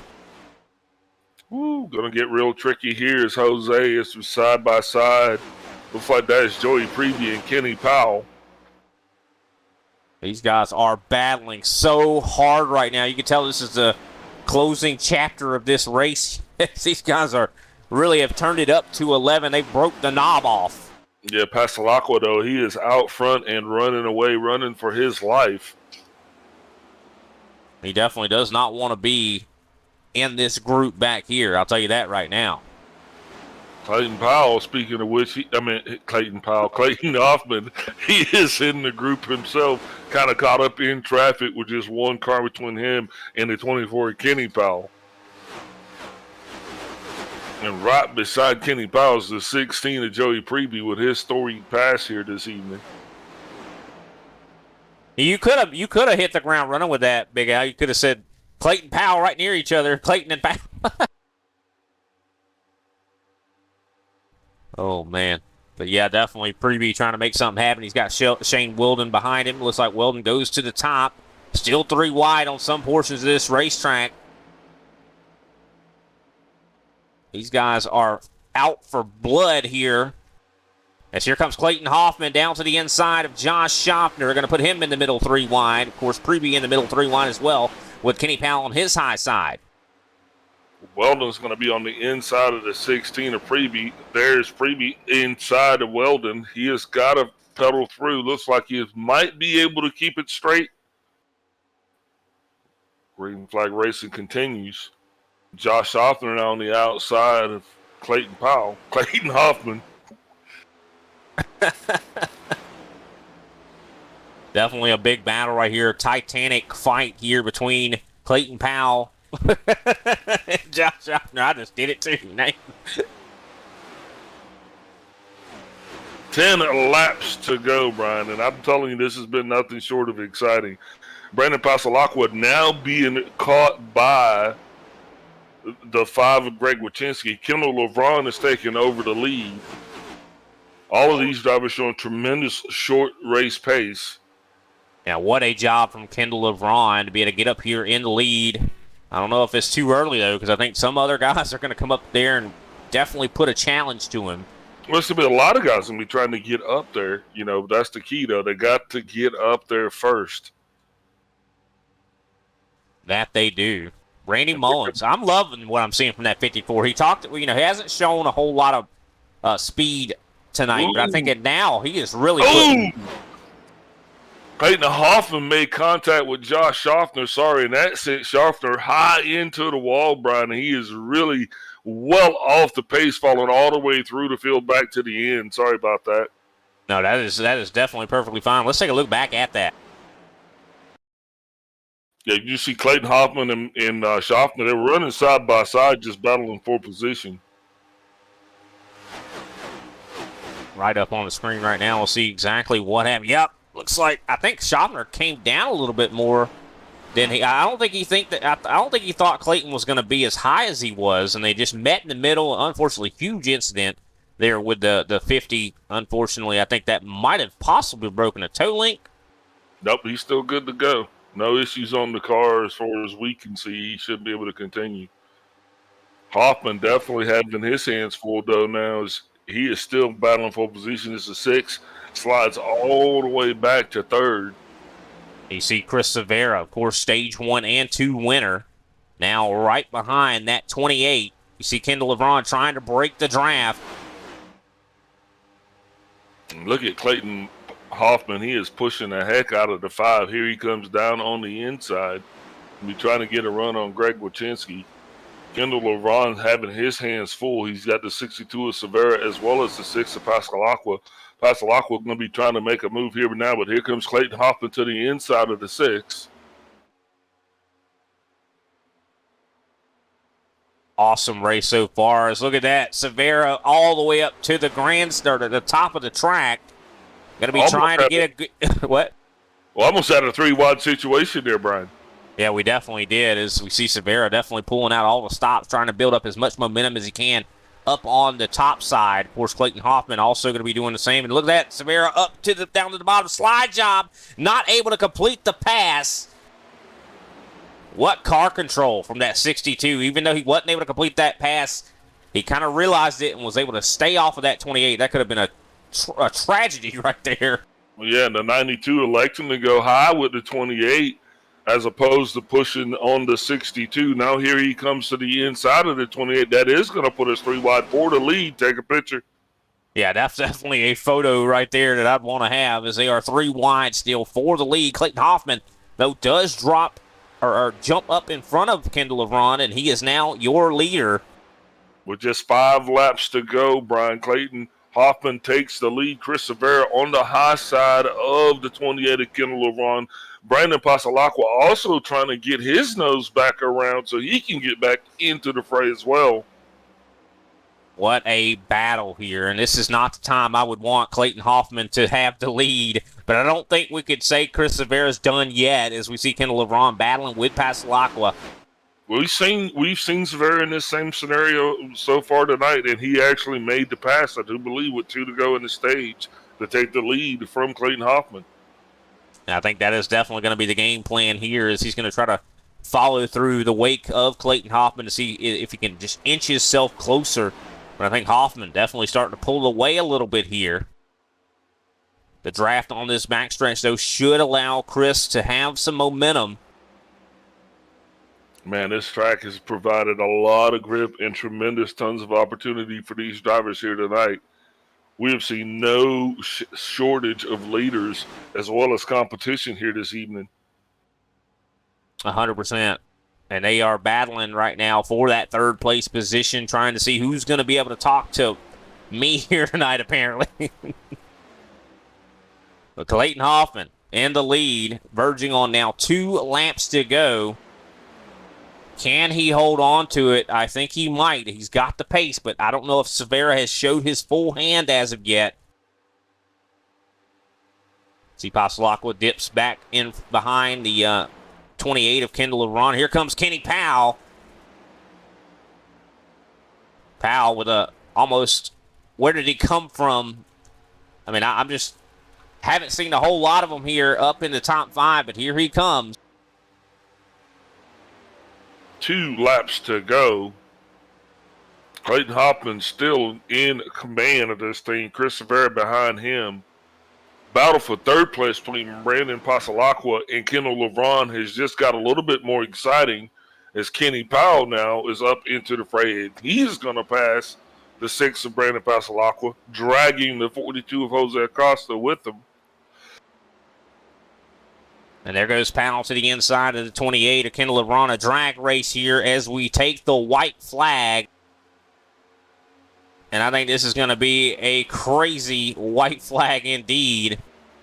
Look at the bump from the 42, ensuring that Kenny Powell be able to get around the 28 of Kendall LeBron. Now I think he's going to be looking for somebody to kind of return the favor. Look at Jose Acosta on the inside. Acosta definitely trying to see if he can't get himself a podium here. Oh, a little bit of contact. Side draft. Brandon Pasalacqua bump drafting Kendall LeVron there. You saw him getting some wiggles there, almost touched. I do believe he might have touched Jose Acosta. And this is going to end it. Clayton Hoffman is going to cross the line as your winner as we have a 3-wide battle for 4th. And it looks like LeVron is going to maintain 4th. You can't fault Brandon Pasalacqua, though, for doing everything he could to try to get a better finish position for himself. And what a win from Clayton Hoffman. Yep, that's going to put Chris Severa in P2, Kenny Powell 3rd place, Kendall LeVron in 4th. Jose Acosta comes across in 5th, Brandon Pasalacqua P6, Greg Wachinski P7, Randy Mullins in 8th, Paul Osen 9th, and Al Kaslowski is going to round out the top 10. Joey Preby going to finish in 11th with Frank Flores in 12th. 13th, Darren Mullins. 14th, Austin Derbyshire. 15th, Shane Weldon. 16th, Josh Schaffner, breaks my heart. 17th, Derek Jacobs. And 18th, of course, I do not believe started the race, was Alan Henson. But definitely what a win for Clayton Hoffman as he gets prepared to burn it down out here. We'll go ahead and take a brief step away. We'll be right back with your post-race show.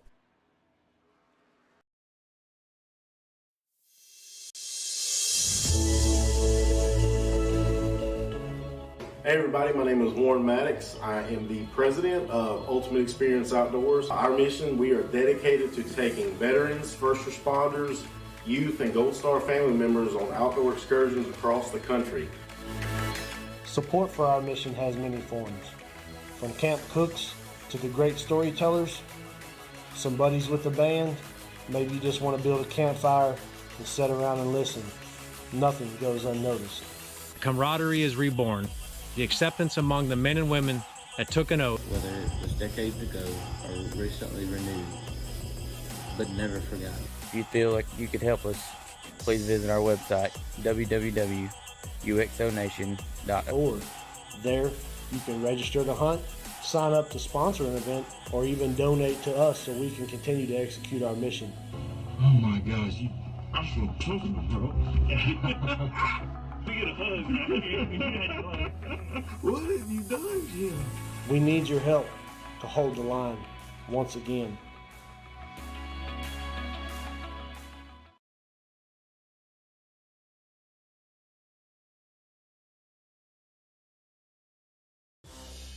Woo! Papa John's just took their fresh, never frozen dough and hand stretched it into thin, oversized New York-style slices.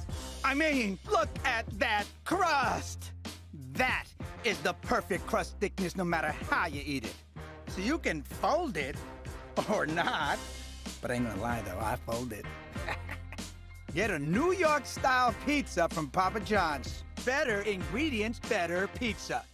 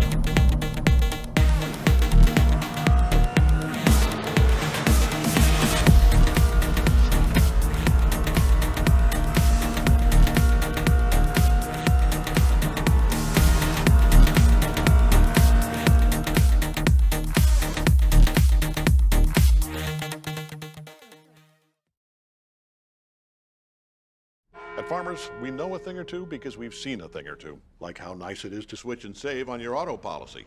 But it's even nicer knowing that if this happens, or this happens, or this, or even this. We've seen and covered it. So call 1-800-FARMERS to switch your auto policy, and you could save an average of $470. Get a quote today. We are farmers. Bum, bum, bum, bum, bum, bum.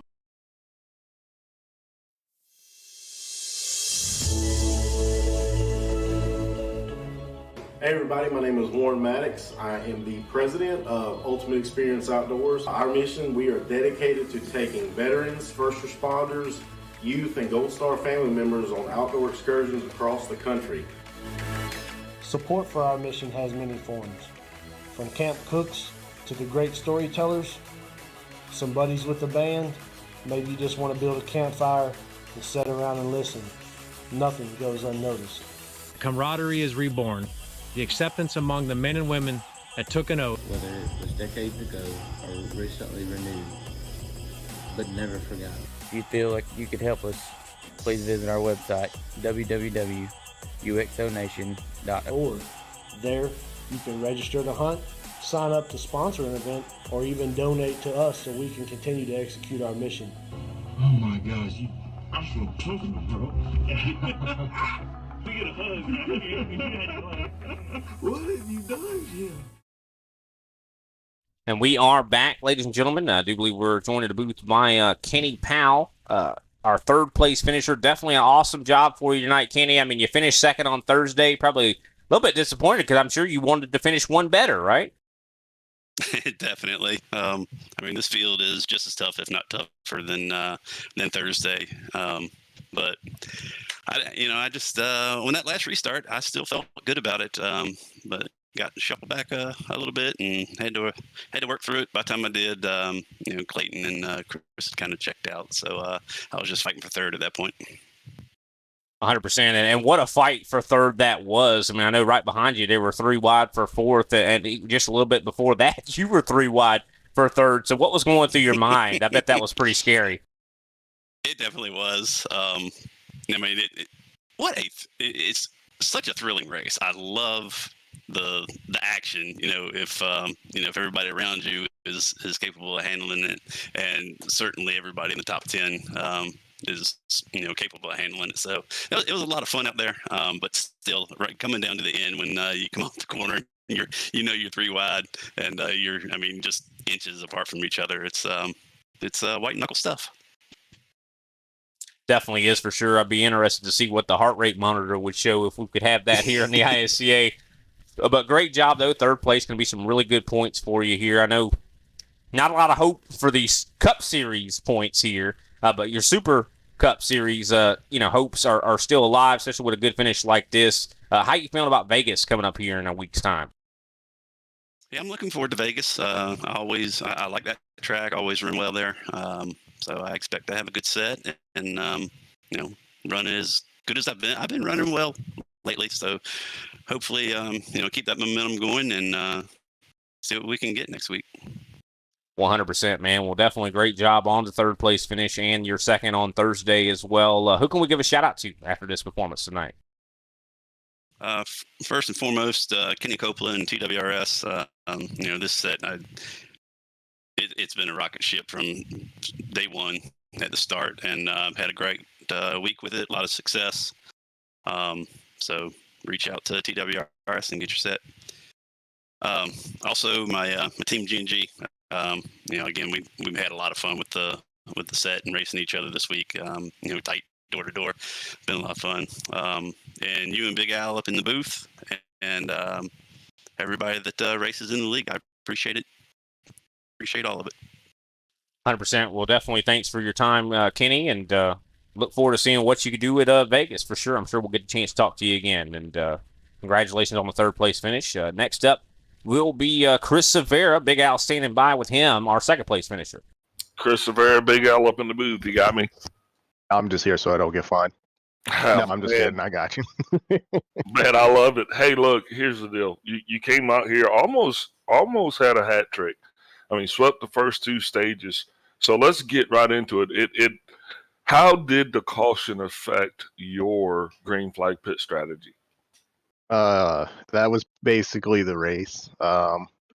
probably was going to be the only chance we had to get Clayton there. We were having a little bit better drive off there towards the end, so once that came out, but we probably may have had a shot if it went green for that 30-ish laps, but yeah, once it came down to that, like, I forget what it was, like 15 or so laps there, I just did not have the pace on the short, medium run, whatever you want to call it, to close it out. So no coffee for me.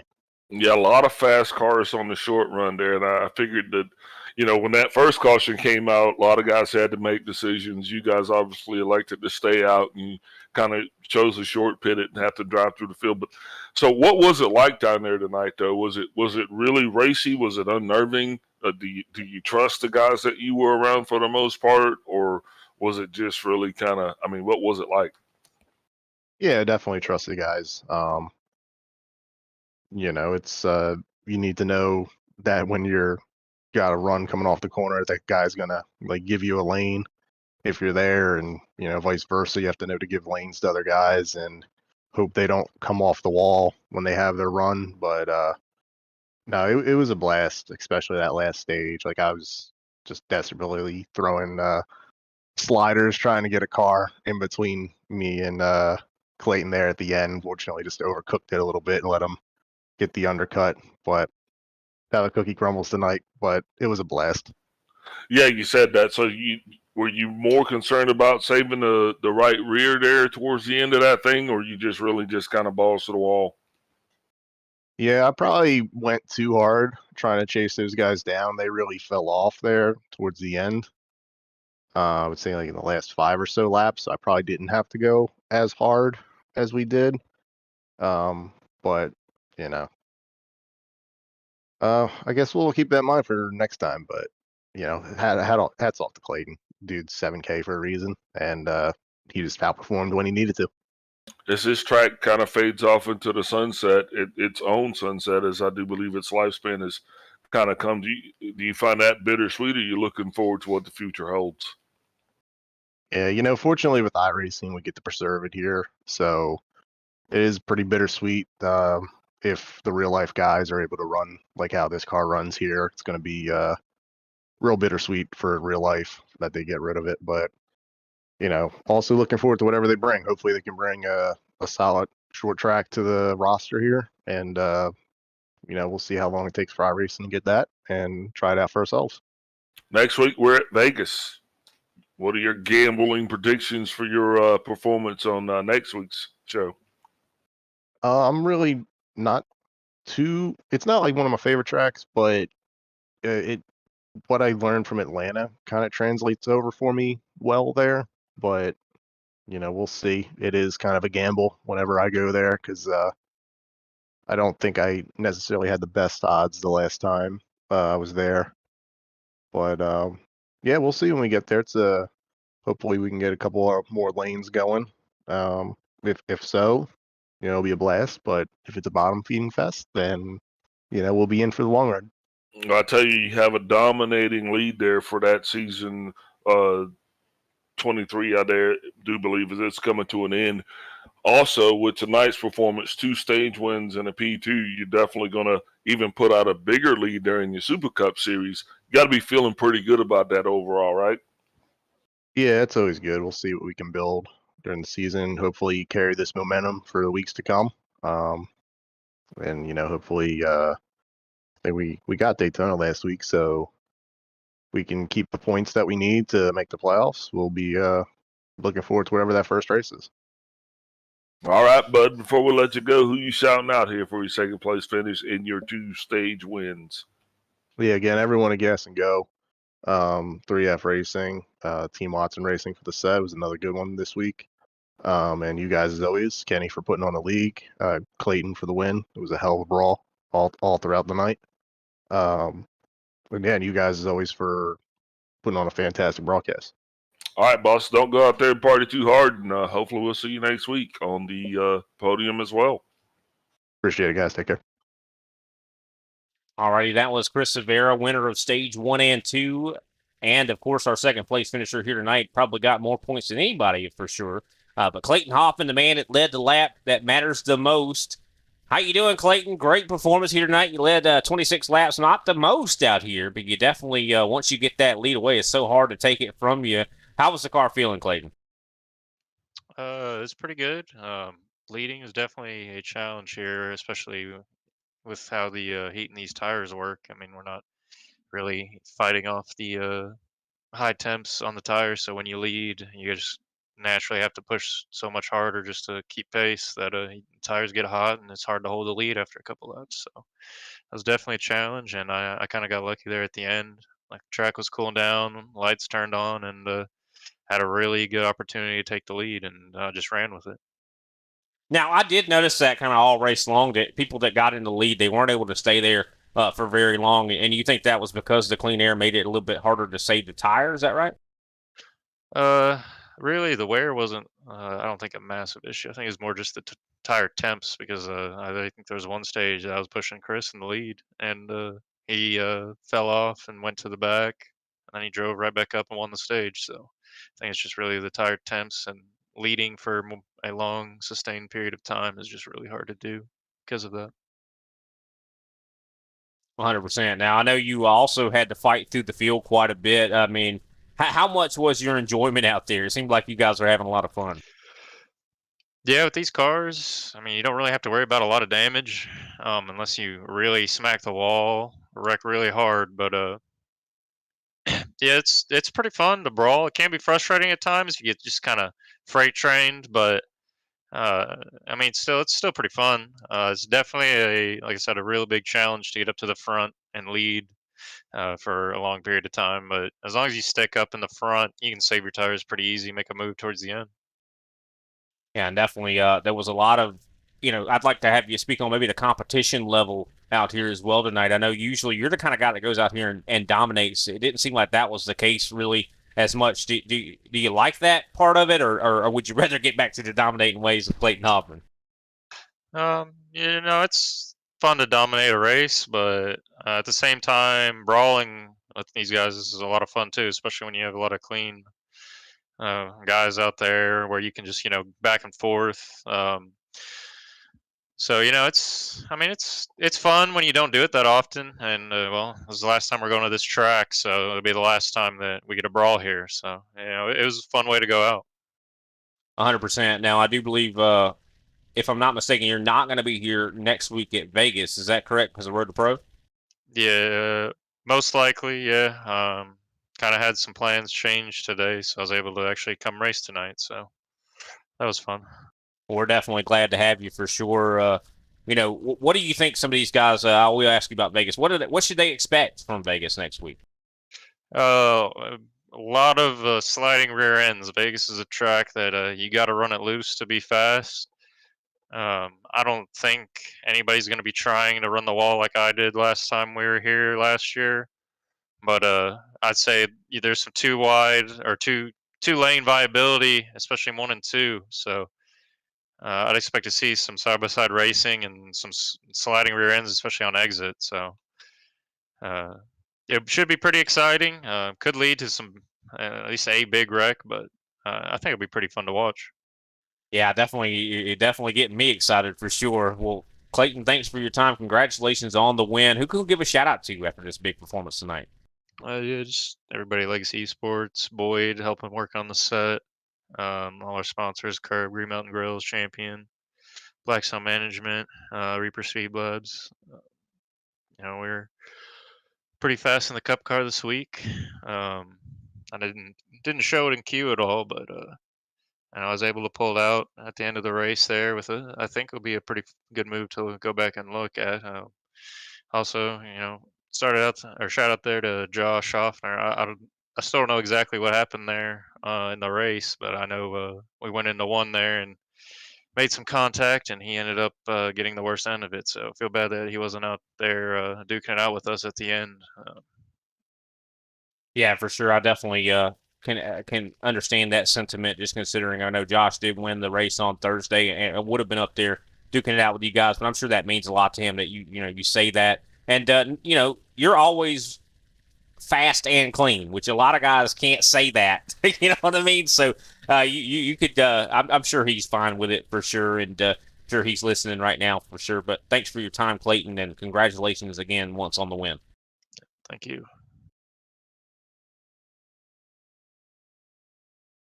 Alrighty, that was Clayton Hoffman, our winner here tonight. And what a race that was, Big Al. I'll tell you what, I want this auto club to be here every week. I think it's some fantastic racing. Yeah, it was absolutely phenomenal. And it was a great production, man. I want to thank everybody, all of the drivers, man, for coming out and kind of keeping it clean so we could get some green flag racing in there. So, and yeah, thanks to the sponsors, and thanks to you. And yeah, good night. 100%. We definitely appreciate everybody out there tuning in. Make sure if you want to keep track of this Super Cup Series on Saturday, tune in with us at 9:15 p.m. Eastern Standard Time.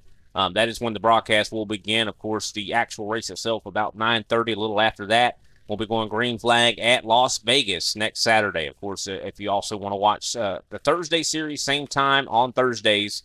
We have a whole different cast of characters there for sure, but we definitely appreciate everybody out there tuning in. If you like what you saw, please leave us a like, possibly subscribe.